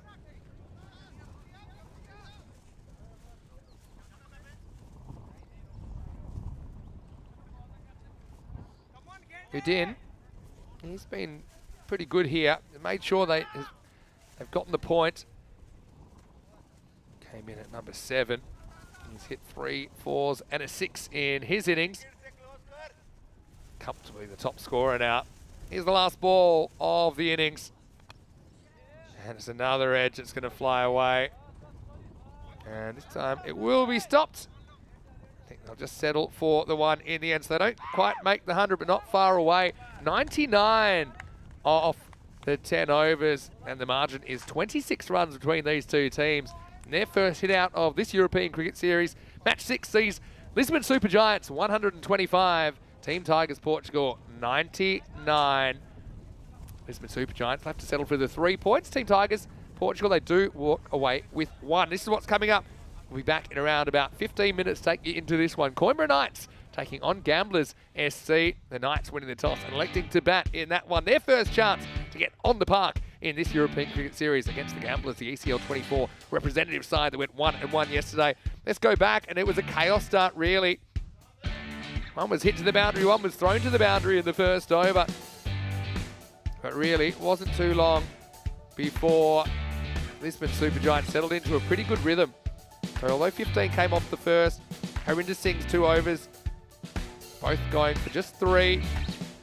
Very, very important. And then we saw bowlers like Chowdhury come on, be pretty effective, 2 for 17 in there. And mostly just getting it right, I think, getting in the right zone. This one was a bit of a schmozzle, wasn't it? As Ator, a bit of the old tortoise and the tortoise about that.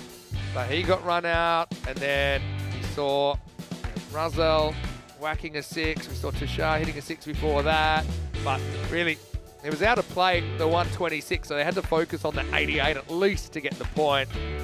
Ultimately, with some good batting from Foyers Udin, they were able to get there. And able to go at the night from Amardeep Singh. They took 18 off that. That took them to the point. Archer in the last closed out. But all things considered, pretty entertaining game first up. Chasing 126 victory, Team Tigers Portugal managed 99 for 6. 26 off 16 unbeaten for Foyers in the keeper. Played a role there during the game, was out of reach when he arrived. Apart from that, Umar Farouk wasn't able to recreate his heroics of this contest last year with 16 and a few other scores there in double figures, but nothing too much to write home about. Chowdhury was excellent, wasn't he? 2 for 17. Wickets also for Manjuna, and Samad was Atta. But for me, Harinder Singh, he was the pick of the bowlers, and he did it early against the best batters from the opposition. 1 for 6. He'd be my pick if I had to pick a best. But still a reasonably good team effort from the Lisbon Super Giants, who just showed the importance of consistency and accuracy in these tricky conditions today. We'll take a break, and we'll be back in just over 10 minutes' time to take you into the second match of the day. It'll be the Knights and the Gamblers to do some battle here at the SCG. Vinny Sander here, Mr. Maximo, with you on day 2. We'll be back shortly with more European Cricket Series.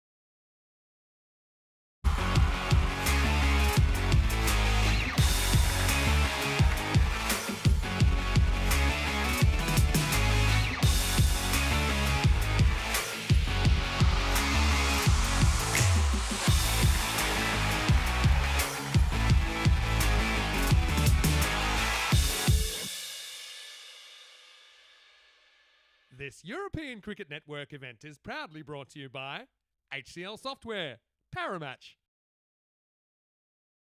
Hello and welcome back. Time for the second match of the day. It's match number 7 in this European Cricket Series. Portugal, got to say, every time I come to this Santarém cricket ground, it's even nice. We've got the outdoor deck here. It's a beautiful place to watch the cricket. Now, a little bit earlier, Tyrone Peters had the 2 captains, and in match 7, we'll see the Coimbra Knights for the first time in a while in the European Cricket Series here in Santarém. They're taking on Gamblers SC, who split their games yesterday. Let's see what happened at the coin toss.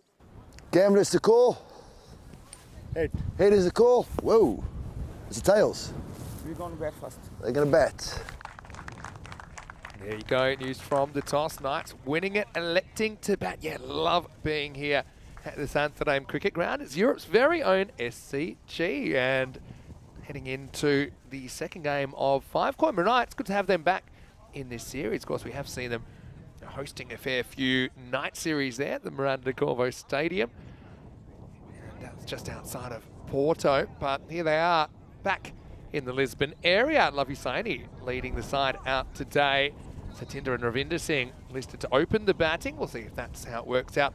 Darji, well, he had a bit of a shocker for a start at least yesterday for Gamblers SC. Started with a royal duck, just like he started in the ECL, but Golia has been important. Remember, he took 4 stumpings in an innings yesterday, something that's never been done before. Actually had a shot at a 5th. Ankush Kumar, Kokar, Prakash, some very good players in there. Kataria, the German, coming in at number 8. Maybe he'll come in a little bit higher than that. Cambodge, obviously we know how handy he is with the ball. So I think all things considered, Gamblers have to go in as favourites, and that's exactly what the computer is saying. But Coimbra Knights, don't count them out. Maybe a slight disadvantage for them. The fact this is their first game, whereas the Gamblers did play twice yesterday. They lost one and won one against Gorka 11. There's a good wide shot of the ground. You can see in the background the club room, and we've got the Grizzly tent set up as well. Got the officials tent set up. Very windy conditions today here at the SCG. 15 degrees currently. And it will be Cambodge to get us going. First one swings and swings a bit too much, and there's been a bit of a trend here with the first balls going for wides. You see, he's just saying that's gone a mile. Satinder is opening with Ravinder Singh. That first one really went a long way. Hello to Girish, I'm sure is watching from somewhere. This one straightens down the line, inside edge onto the pad. We have our first run of the contest. There's Kuldeep Golia mopping up. Good to see Malik on the field as well.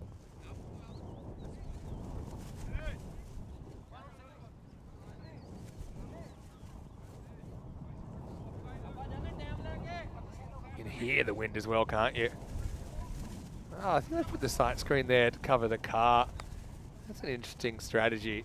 I don't think it's worked. By the way, that car, that might not be the prettiest background, but it's in an adjoining property, so can't do much about it. Anyway, quick away, well knocked down. Obviously the Gamblers have the benefit of playing in the ECL recently, the Champions League of European Cricket. And so, they're pretty match fit, I would say. I think that's why they do go in as favourites, but yeah, the Knights with a good start here, that could upset the apple cart. Well, certainly saw Gamblers have a bit of a shocker in the ECS last year. That's a nasty delivery. Cambodge bucks the wind this time. Let's have a look at it on the replay. Oh yeah, cops it on the glove. Can't really get out of the way of that one. Yeah, last year the Gamblers missed out on the 4, had a 3-7 record. Really not a series to remember for them.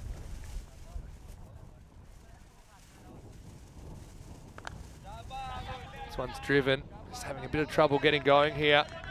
The wind is, if it was on a clock, I'd say it's like 11 o'clock to 5 o'clock.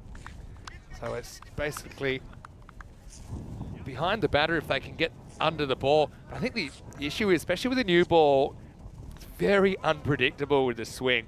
I think more are going to swing left to right. But I've already seen a couple coming back the other way. So time digs it in. Satinder's looking for a run. He'll decide against it. There's Mayank Darji. Unlikely to see him opening, I'd imagine, second half of this game.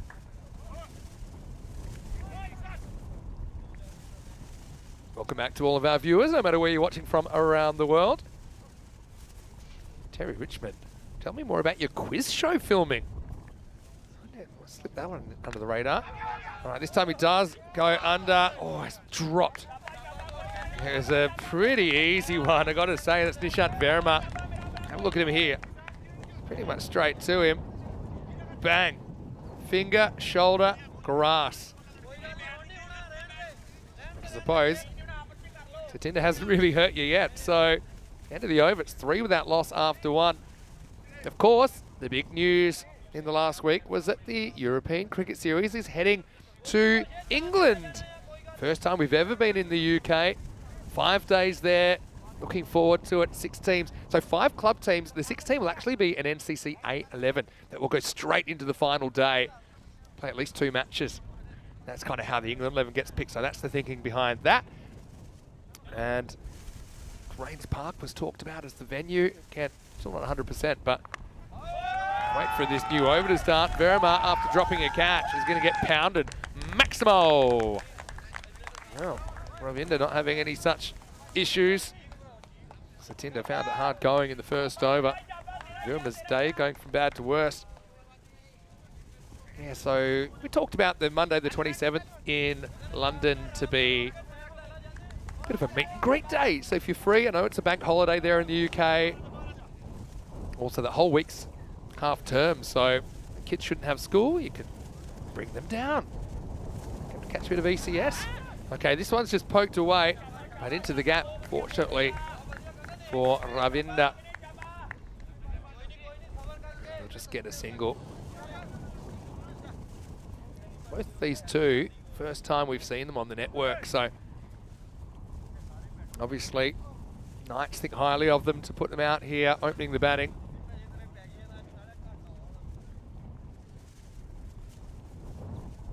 That one gets away from Verma. We've got twin left armers opening. Looks to me like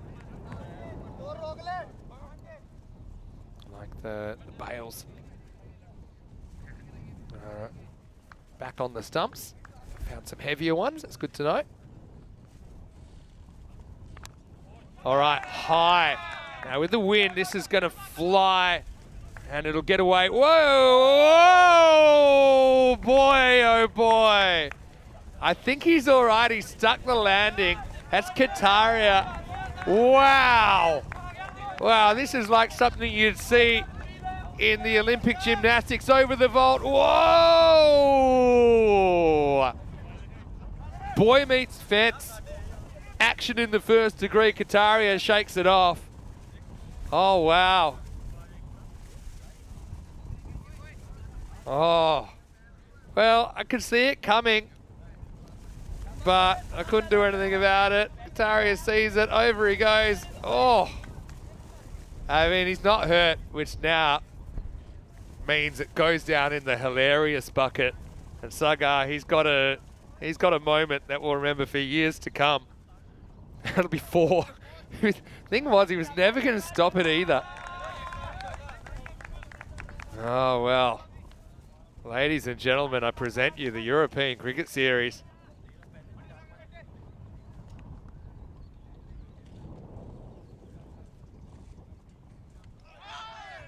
This time the foot's not going anywhere, it gets locked up.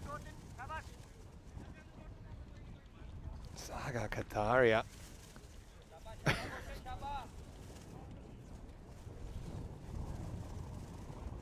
Well, what do we think of that? I'm speechless, but he's got my attention. Yep, let's look at it again. I want to know, there's got to be some genuine fear in his eyes at some point, because as he takes off, he has no idea.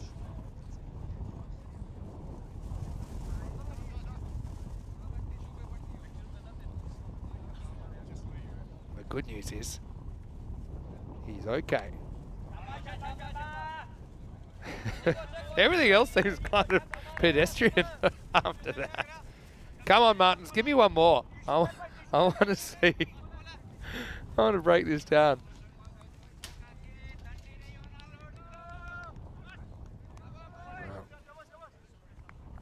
I'd put the degree of difficulty 2.7 on the dismount. Oh, got a bit of back leg on the way through. Anyway, Verima's over is going to go for 13. And the score at the end of 2, 16 without loss. It looked like maybe a slight off-speed ball, a little bit of the back hip. Knights making a bit more of that second over. There was a 6 and a 4 in there. There's also one of the best flips over the fence I think we've ever seen on the European Cricket Network. Super Giants with the win in the first game. Get 3 points out of that one. TTP with a single point. Knights the only team without any points yet, but to be fair to them, they've only been on the park for 2 overs. Dave said, thank goodness he's okay. Sagar is a real character as well. We'll probably enjoy watching that back later.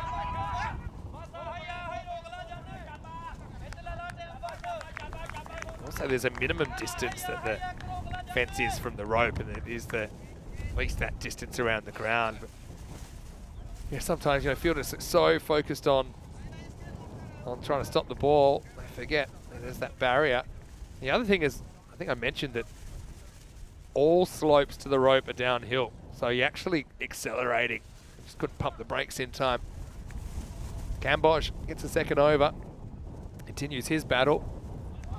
I've got to say, Sathinder, at the moment, I don't know, you might be considering the hook. I know you don't really want to do that, but he's 5 off 10. He's not looking very confident. Maybe it's time to give someone else a chance and maybe save him for a later game, because I don't think he's doing a lot for his confidence. Maybe he can break out of it.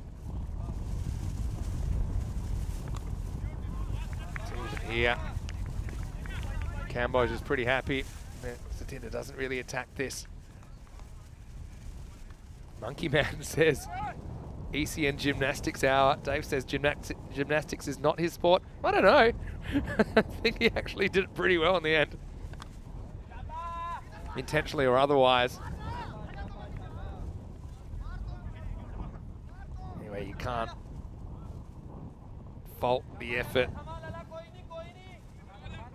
Of course, we had the famous over the fence and back over the fence incident. It was Ishak Safi from Donnerstadt in the ECL. Made the stop with his foot, went over the fence, came back. Ball had stopped, of course. And he fumbled it over the rope. Oh, maybe a bit high here. I'm a bit surprised Kambosh going around the wicket with this wind. Yeah, too high for me. Line looked okay, actually. Maybe hit him in line with off. Gamblers, the only team, apart from Marlow, to win an ECN trophy in Portugal. They won the night series in 2022. Genuine edge here, running away. And just a single. Kambosh, very miserly. Goes for only 6 in his 2 over spell. And at the end of 3 overs, Coimbra Knights at 19 without loss. Warm welcome to you, no matter where you're watching from around the world, whether you're watching on fan code in the Indian subcontinent. And also happy Holi to everyone who is tuning in today from that part of the world. Hopefully you're having a prosperous day.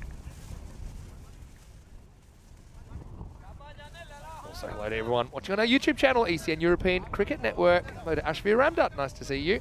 Rico's off today, but we'll be back tomorrow. In fact, he'll be taking you through in the next 4 days. That should be back on the weekend from the studio. It's got a little bit of a time away after, was he doing a bit of a stretch during the ECL and Barcelona just before that. Okay, Ravinder to face up into the power play. So 5 outfielders allowed from this point forward. It's Mandeep Saini to bowl. This is going to be a leg bye, I think. But then here's the issue. If you haven't played 10 over cricket before, I know it kind of throws you out of your comfort zone a little bit. Because, yeah, Sathinder, you can see just kind of maybe giving a bit too much respect at times to the bowling. But maybe in the field going back, he can settle a bit. pick up at least one run of ball.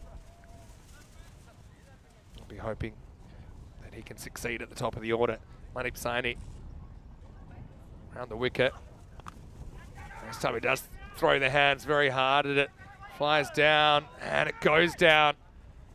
And in the end, they're going to come back for two. Well, Gamblers, they're a team that do set themselves high standards. But that one, unfortunately, couldn't be held. It'll go down as a drop catch.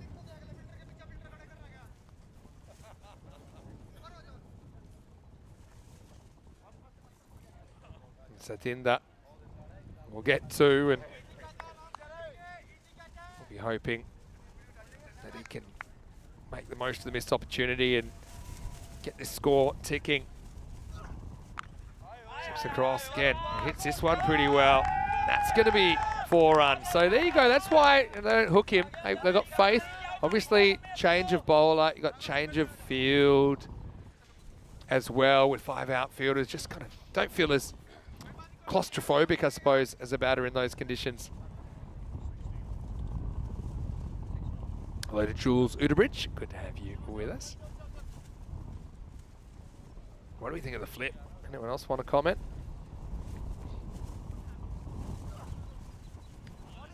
This one is probably going to be called a wide, and I'll tell you one reason is that Saini runs right in front of Kruk Patel here. So have a look. This one for me, it was touch and go. Probably was all right, but look at the bowler's position, and umpire can't see. So you're not going to get the benefit of those close ones if you're running in front of the umpire. Simple as that. It's probably a 50-50 call.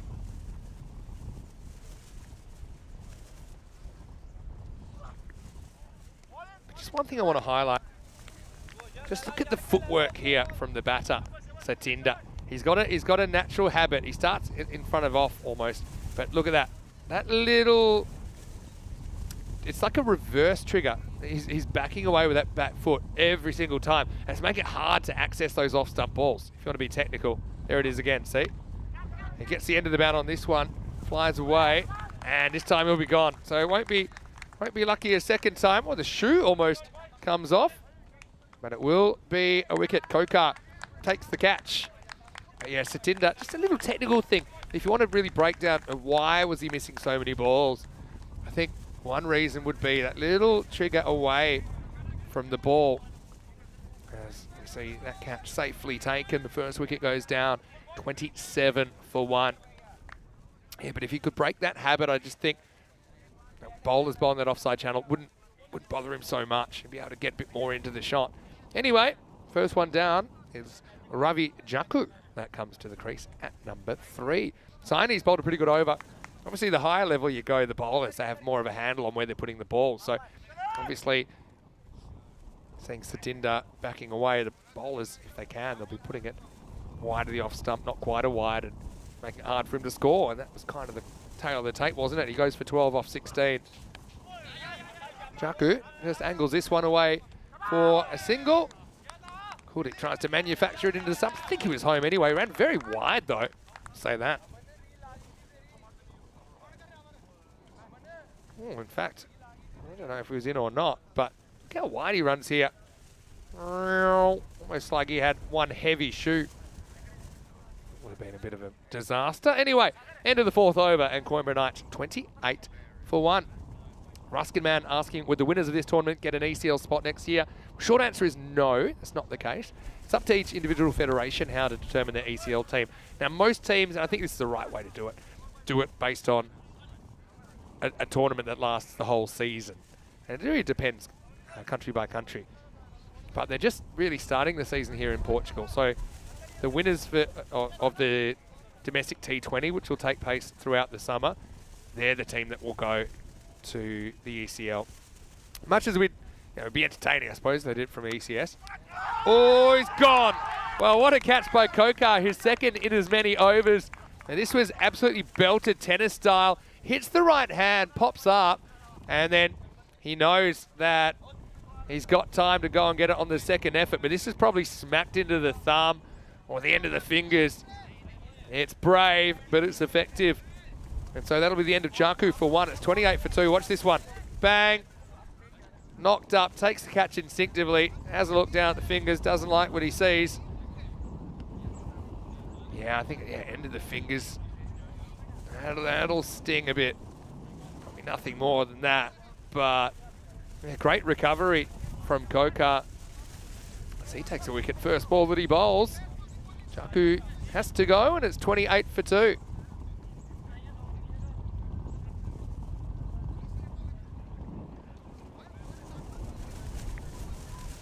Shades of Jeff Miller and Tavares back in that famous test in the early 80s.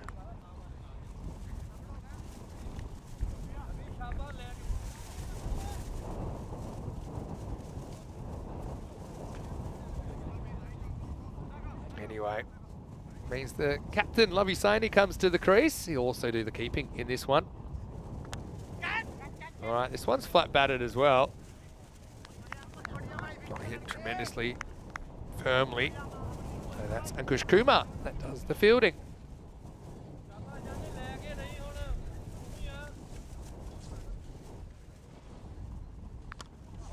Fraction short and put away. That's a really good shot from Ravinder. Maximo! He has actually looked pretty good when he's been on strike. He just hasn't had a lot of the strike. Okay, before that ball, he'd faced 7 and his batting partners had faced 19. But that was only a little bit short from Kokar, and Ravinder says, I'm putting it out of here.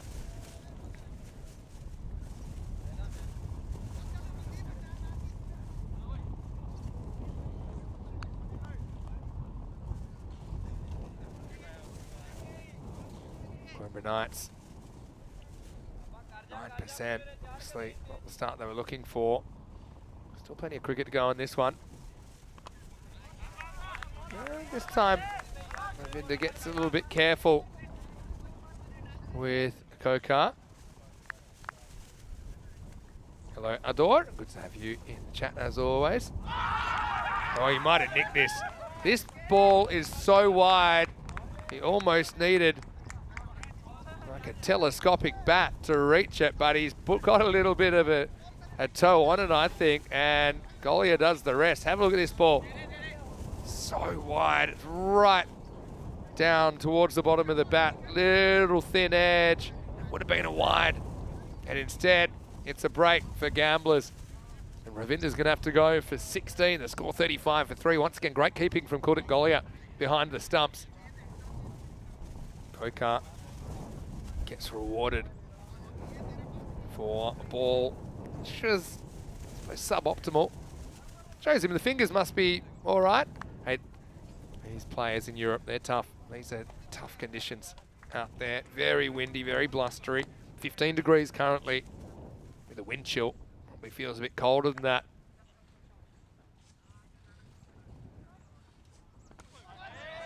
And Zeb, the new batter. I like Zeb. Just keeps it out. End of the 5th over. The score 35 for 3. Gives us an opportunity to give some in-game analysis. And look, there's something to be said for just being able to get it right with the ball. And this is something I'm going to talk about here. I think that after so many matches, I've come to the conclusion that accuracy trumps pace. I think especially in ECN field conditions. So, for example, in that first game, Lisbon Super Giants, I think that they were able to bowl better over TTP, and that's where they win the game for me. And we'll see those two coming together again later on. Right now, Coimbra Knights, obviously a bit tough for them coming into a contest against a team that's played a lot of recent cricket. But they've still got 5 overs to make something of this score. And again, the intent probably not quite there at the moment. Expected 74 at the moment. So that's the computer not necessarily believing that they can turn this around. Predicting 39 in the second half, which isn't quite 8 and over.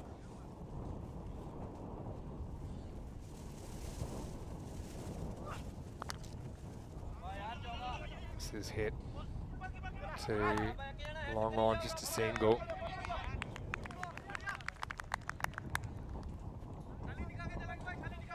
Hello to Santosh, nice to have you with us. Hello to Ahil, Hello to Ashik as well. And Cricket Crazy Sachin. I like that name.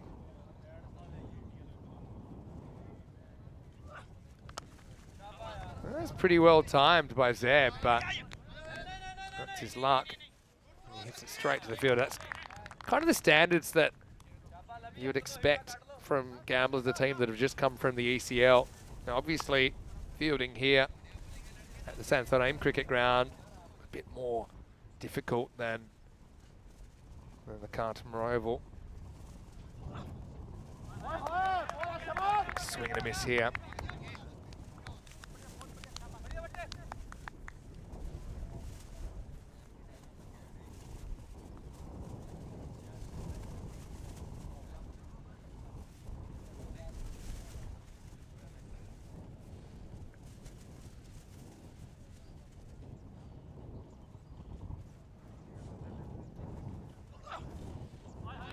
It really takes off.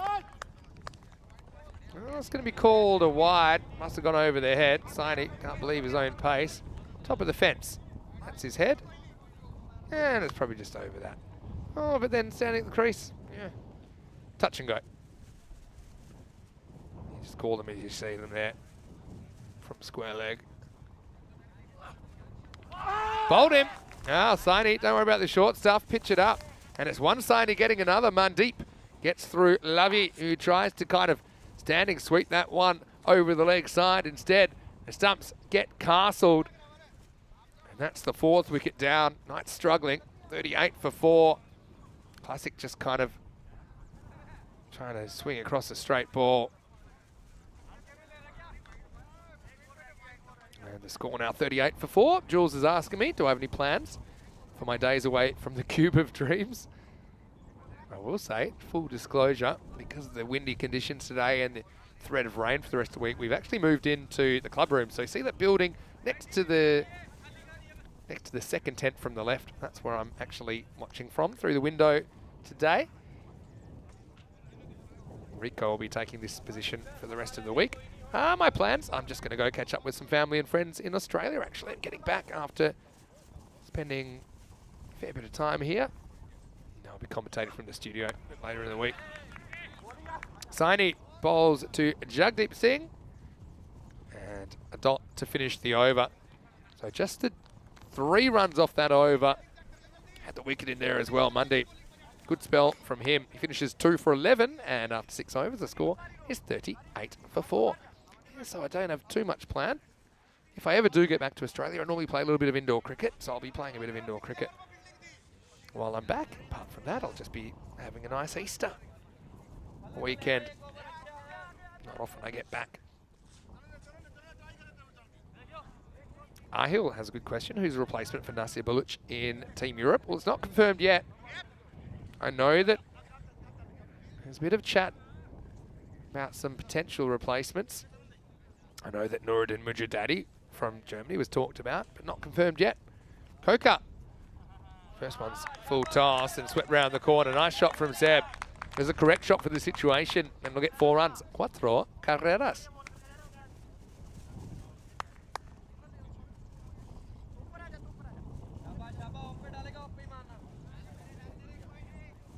Give him 1% here. I will say Gamblers weren't necessarily that convincing last year. Lost some games. You'd expect them to win. Anyway, the full toss. Maybe that 1% can grow a bit. Well, it grows to 2 already because Zeb goes Maximo. Gets another full toss and hits it with the wind. Yeah, the wind, I'd say maybe it's even swung around a bit more towards kind of 10 o'clock to 4 o'clock now. So a bit more of the left to right.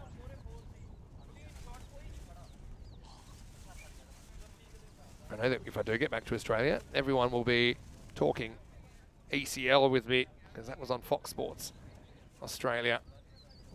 And got a lot of coverage over there. Sun pokes its head out for the first time in a while. A few clouds around today. Yeah, weather-wise, try and give you a weather conditions report. It says it'll be windy all day today. Tomorrow, some concerns about rain interrupting things.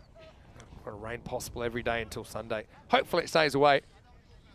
This field Kind of sucks it up pretty well. So if there are breaks in the rain, we should be able to get on. This one's pushed back. Kokart not able to get it before it bounces. Yeah, Easter Sunday. I actually think Easter Sunday I'm commentating from the studio, so I might have to stock up on the chocolates. Kokart pushes this one through. I've got a question then. What are your favourite chocolates? We talked about it a little bit yesterday. I told you I'm a peanut M&M's man myself.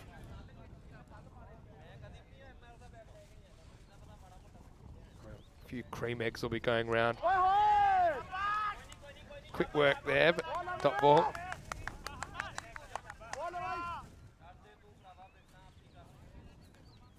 I think they're foot safely down there. Well, if you've seen what I'm wearing today, a few comments that I look a bit like a peanut M&M. I'll take that as a compliment. Anyway, Kokart 2 for 17. That's despite going for a 4 and 6. First 2 balls the over. Hasn't been scored off since. That's a nice looking shot. Kind of into the wind a bit. But it's going to be put down.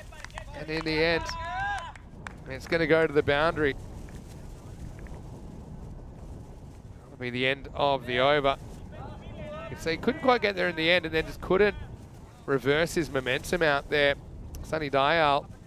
That'll be the end of 7. 50's up for the Knights. It's 52 for 4. Let's have a look at some of the events coming up on the European Cricket Network. Of course, really excited about the Western Shield, which will be the 6th and the 7th of April. It's kind of surrounded by this European Cricket Series. France for the first time. Isn't that going to be great? So we'll get to see Udre and PUC and some of the other domestic teams that we've never seen before on ECN in that 2-week tournament, finishing with an ECI. And then we'll be in Brescia.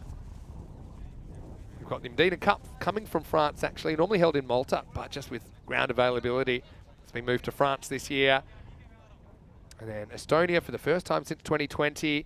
Netherlands, talked about those T20s earlier, running around the same time as Estonia, and then England, of course. Well, this is going to nutmeg Kuldeep. It'll be 2 wides. This is one that Kuldeep probably could have gotten a bit lower to try and block this. Didn't anticipate the little grubber. Raskinman is asking, Vinny, like the Eurovision Song Contest, could in the future a team from Australia be invited to the tournament? Well, possibly. You never know. Never say never. All right, goes after this. And it will be caught. And I think this is going to be out. I mean, I don't think we've had a bouncer in the over yet. Looks to me like it's over the shoulder. But Zeb is going to have to go. Just watch this one. Height-wise, it's climbing. Probably would have been a wide if he just left it alone. Look at it climbing, but swipes at it. And Zeb immediately has buyer's remorse. As the catch is taken down there by Sagar Kataria. Comes back from Flipgate. Went over the fence earlier. Now holds on to the catch. 54 for 5. It's a wicket for Sachin, who's come into the attack in over number 8. Hey, look, there's nothing to say we couldn't have an Australian 11, let's say, in the ECC one day. Who knows? There's some chat one day we might be able to do a European Cricket Series abroad in Australia as well. Got a big following down there. This will be a wide. So watch this space. I'll give you some other chocolates I like, and they are a little bit Australian. But Jaffas? What about Jaffas? They've got a kind of orangey taste to them. Chocolate orange is a good one.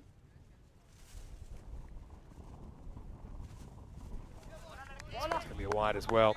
Hey, and also a bit of chat about Cadbury's cream eggs. Yeah, very good one as well. From Stephen Kelp, watching from the Netherlands. Hey, Stephen, maybe you can make it down to watch Netherlands, Ireland, Scotland Tri-Series in the T20 in late May. Jules asking, is it the first time ECS has been in the UK? The answer is yes, it is, Jules. All right, this one inside half of the bat. It's going to fly away for 4. Nice shot, though. That's Jasvinder Singh getting off the mark. Trying to get something from this innings. Here's the thing, even if you can't defend your score, you at least want to take the game to the 8th over. So you can just lift it up, maybe into the 80s. It's a bit more realistic.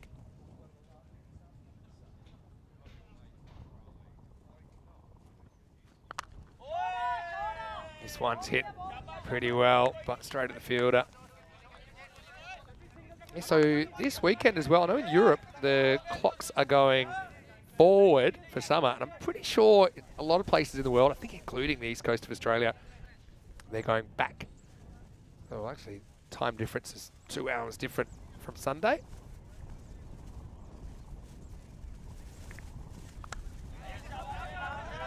Push and run job here.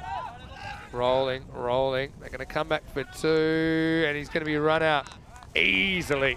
It's a powerful arm out there. And so Jagdeep never really had a chance, did he? I can kind of understand. I can understand why you'd take on the second, because it seems to take so long, but yeah, it's like Jagdeep was slow to turn. Then a good throw. See, it absolutely whistles in. And Guldeep, exactly what he was doing. Takes it, takes the bails. It's gone by about 3 meters or so. So it'll be 1 and run out, 62 for 6. So Dave asking, am I a rabbit or a chicken for Easter chocolate? Not quite sure what a chicken would be, but I like those big rabbits. I don't think I've ever seen the chicken one. I've got a question for you. What do you feel about daylight saving? This is a random question we've never had. Do you think we should have it? Do you think some people think it should permanently be on daylight savings time? How do you feel about changing the clocks? Well, it's always a bit of a polarizing issue. 2 to come in the 8th. Pretty solid shot. First up is Kadir Ahmed, who starts. He's thinking of a second, but all he could see was the back of his partner, Jasvinder Singh. Someone saying South Africa for an ECS? Yeah, possible. Who knows? Takes a, I suppose these days, it takes a bit more to organise an ECS than in the beginning, where we're still developing all the systems. It was pretty short. In fact, that's going to be a no ball, because it's the second one in the over. Remember, he took a wicket with a ball that was probably over the head. This one is as well. So good umpiring. Sachin getting it slightly wrong. Yeah, South Africa's a great place to visit. I've played a bit of cricket there myself. I'd love to do a European cricket series. In ECN abroad in South Africa. Some really nice places there as well. Last ball of the 8th. Whoa, that's one's gotten away. I think this is going to be a no ball. I think it's got to be. Wait for the call. It's very high. No ball and a bye. Oh, does this one come in? Flies in. Above the waist. It is above the waist when it passes him at the crease. Yeah, why stop there? Why don't we do both? We could do Australia and we could do South Africa. I suppose the funding is one thing. It's obviously can be problematic. Hits this straight, Kadir, and very well stopped down there by Ankush Kumar. Oh, that could be gone, you know. He just plonks the bat down. Oh, I think he might have just made it. Yeah, I think he's gonna get there just. But that was super tight. I think for me. Well, what's the decision here? I think he might be given out. Well, maybe it's one of those ones on the field he thought it was out. I mean, I thought it was out live. How do you see this one? Let's have a look. Does he get the bat out on the line or over? That's the other thing. It's pretty unclear. So that's one of those replays I think is pretty hard to tell, even there. So the umpire on the field must have said that's out, and then obviously there's nothing to overturn that based on the replay. So it'd be 1 and out.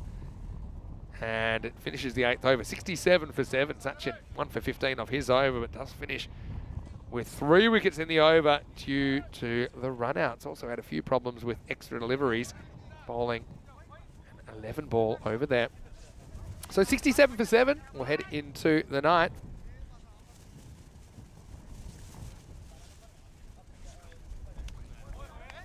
This is Sagar Kataria having a bowl. I don't think I can remember him bowling on the network before.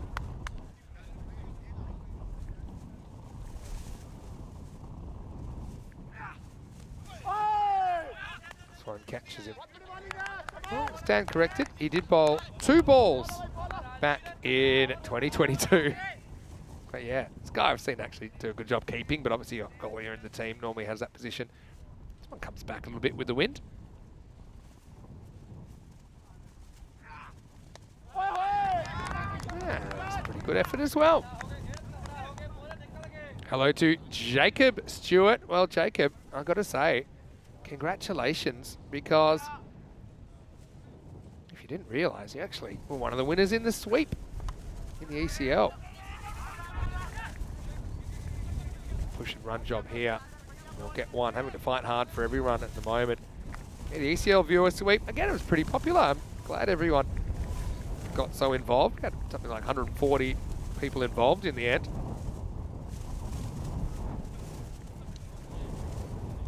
But yeah, obviously Hornchurch CC winning the tournament. All right, skied as it's blowing and blowing, and it does reach the fielder in the end. Kokar dives forward but can't quite hold on. Good effort. I was going to say Jacob Stewart is one of the winners. The others to get Hornchurch were the Nicks in the chat. Both Nicks. Chris Pye from Australia and Jeanette Morley. All Victorians came second.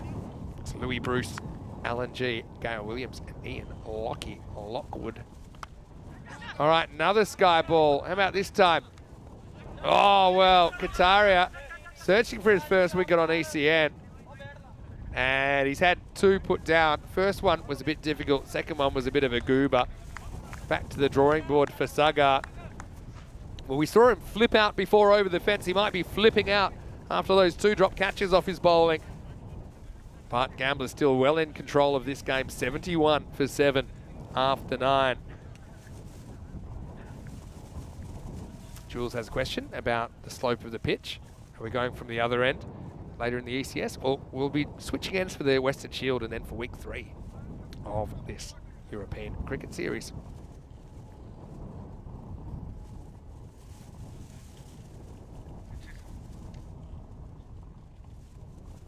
Last overtime, and it's going to be Nishant Verma to bowl. Goal out. Well, might be out. It's the second time. He did knock stumps over anyway. Let's have a look. The foot's down. Here's the thing, then he walks out. Actually, he hits the stumps, but it doesn't knock him over. So if did actually walk out a little bit.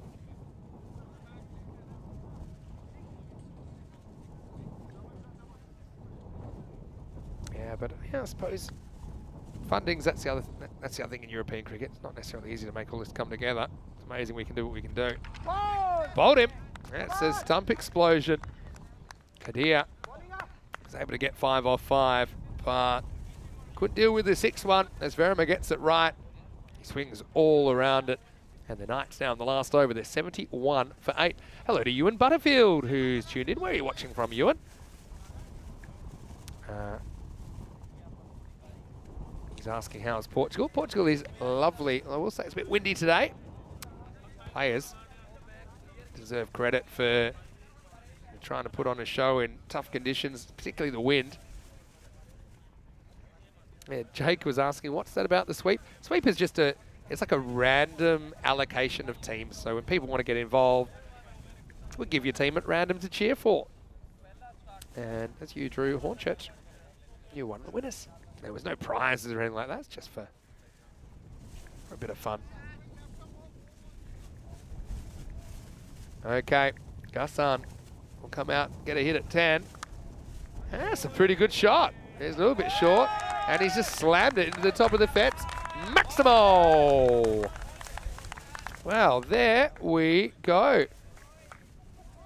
He's saying to all his teammates, look, guys, not that hard. His first ball ever on ECN. He sends it out of the ground. He actually waits on a slower ball here, and he gets 4 more. Well, there you go. How about that? Gassan maybe due for a promotion. I like the way he kind of waited for that. Well, sign him up. 2 balls, he's become the 4th best scorer in this innings. Ah, he's going to get stumped. So it's clever bowling from Verma. We know that Golly is a very good keeper.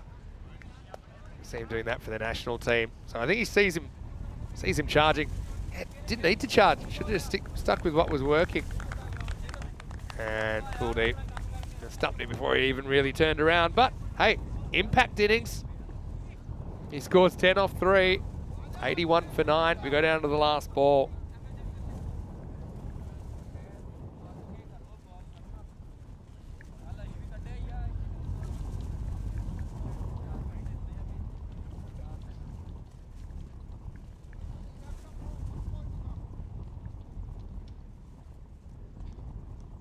Okay, so number 11 comes out, Bacha to Singh.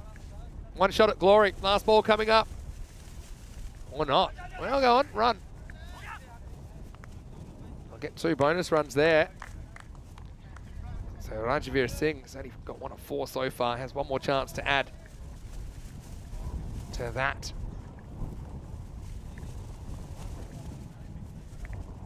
Hello, Richard Ritchie as well. Nice to have you. Here we go. Last ball. That's got a bit on it. Oh, there we go. They come home with a bit of a wet sail. And some late runs, fighting runs from the tail. Get the Knights to 89 for 9 off the 10 overs. Look, we've seen these kind of totals win ball games before. Gamblers last year occasionally, they were only able to score double digits. But I will say that the Gamblers SC, they're on top at the halfway point of match 7. Let's go back and have a look at the highlights. Well, it's probably the only highlight I need to see, as we saw Sagar Kataria do a full-on flip over the fence. Kokar, he was in the action, wasn't he? Took one in the field, then took a stinger on the hand, came up and caught it on the second opportunity. So yeah, the issue was the openers found it hard going in the power play, probably particularly Satinder. Chewed up a lot of balls and he was out for 12. Then even little things not going their way. Ravinda going for 16, chasing a ball so wide it was almost in a different postcode. Then we saw some signs of fight from the middle order. I think Zeb was okay in there, 15 off 9, but wickets continued to fall all around him. Saw Zeb going to a ball that was over his head again. He chased it, so yeah, probably the decision making wasn't there in the first place for the Coimbra Knights. This is a good example. A 2 that was just never on. They ran out of wickets, they ran out of time. Kadir tried hard, got a few runs to his name. But I've got to say, Gassan, he's 6 and a 4 in the last over. Okay, he was stumped 3rd ball, but then they handed it back to Rajveer. He put the last one out of the ground. So 89 off the 10 overs. But now you're also talking, you're asking the Gamblers to go at something like 13 and over to take your point away. So the first thing is the Knights will want early wickets. Maybe they can defend this 89. Otherwise, at least take a point, take something out of your first ball game here in the group stages. Looking at the scorecard, well, Ravinda 16 off 10, actually the leading scorer. That's concerning, isn't it? Extras 15, equal second with Zeb. Apart from that, 12 for Satinder Singh. And Gassan, I liked what I saw from him, even though it was only brief. 10 off 3 in the last over. Rajveer finished with a bang. 89 for 9 for the Coimbra Knights on their return to the Santarém cricket ground on ECN. Cambodge didn't take a wicket, but they couldn't get him away. As good case for the best of the bowlers. None for 6 really kept Satinder quiet. 2 fifths for Verma, Mandeep Saini and Amdeep Kokar, including a couple of good catches as well for Kokar. Sachin 1 for 15. Kataria didn't do too much wrong in his over. He took none for 4, but I think you'll remember that innings for an Olympic-style vault flip over the fence that luckily he walked away from. So 89 on the board for the Knights, 90 the target for the Gamblers. They'll be hoping to do it perhaps in 7 and take all those points. Try and keep pace with Gawkers. that took 4 points out of their game against Punjab CC Amadora last night. Plenty of action still to come, just halfway through the second of 5 games today. Let's look at the beautiful surrounds of the SCG. It's Vinny Sandu here, Mr. Maximo for ECN. We'll have a quick break, then we'll see you for more European Cricket Series.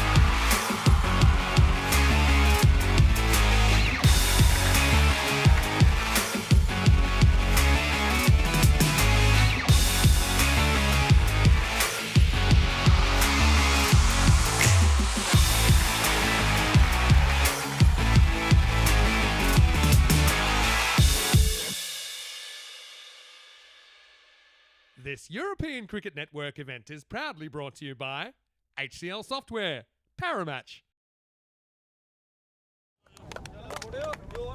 Hello and welcome back. Great to have your company as we get ready for the start of the second half of this one. Coimbra Knights 89 for 9 off the first part of this game. So there's the equation. 90 in 7 overs. Well, that can be done. It's around about 13 and over required. If they can do that, they take all the points out of match number 7. I think Gamblers will want to do that, bearing in mind that only the top 2 teams from each group are guaranteed a spot in the final series, the Super Fives, which is basically the last 3 days of this European cricket series.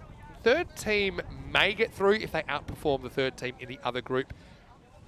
I suppose Coimbra Knights dare to dream if they could keep Gamblers, maybe get them to collapse for 62 or less, then they would take all the points.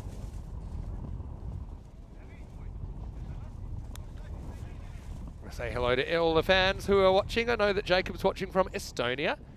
Hopefully you're well. Ruskin is watching from North Macedonia, but typically lives in London. Maybe we can get you down for the ECS in England. Hello to John Tucker as well. Jules watching from the UK. Looking forward to potentially seeing quite a few of the fans. And a meet and greet day, start of England, when we have Wimbledon hosting that series. Anyway, back to the action at hand here. See a bit of blue sky coming through, which is really, really nice to see. Maybe warm things up a little bit. 16 degrees currently. It's going to be Jagdeep Singh to get us going. Good at Goliath, goes back, punches, finds the fielder. Well fielded there. Not particularly easy on this outfield. I'll say that they've done a wonderful job with this cricket ground. Still some natural challenges with the terrain. All right, Goliath, bottom of the bat job, up in the air, hanging a long time. It just creeps over the fielder, and it's going to run away for 4. A false shot from Goliath. You can see the bowler's not impressed, Jagdeep Singh. But this is a case of the wind helping out Kuldeep. And I think the fielder just completely misjudges it. Comes in. He should have just held his line, and now looks like he's going to get the old swap-saroo. Thanks for coming. Just Bachata comes to take over the duties. But yeah, real opportunity there to get the Gamblers SC skipper. It was Rajveer. It's a hero last ball of the innings. Not so much in the first over of this one. A bowled though by Jagdeep. Gets this one to just nibble away from Goliath a little bit.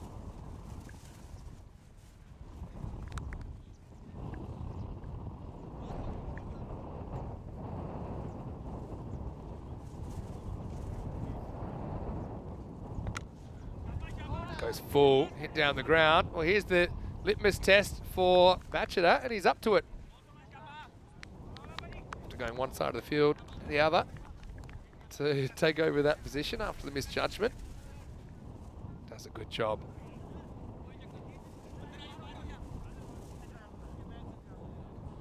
A few people thinking this could be a 4-pointer. Hello to John Tucker, wishing me a nice happy vacation. I've got about a week or so. I won't be here at the ground, but I'll probably keep in touch with you over the weekend. Wishing everyone a happy Easter that's celebrating as well. Happy Holy to everyone that's celebrating that right now. That's a pretty good area. Darji, probably a bit gun shy after the odd golden duck. Happy to watch it go past.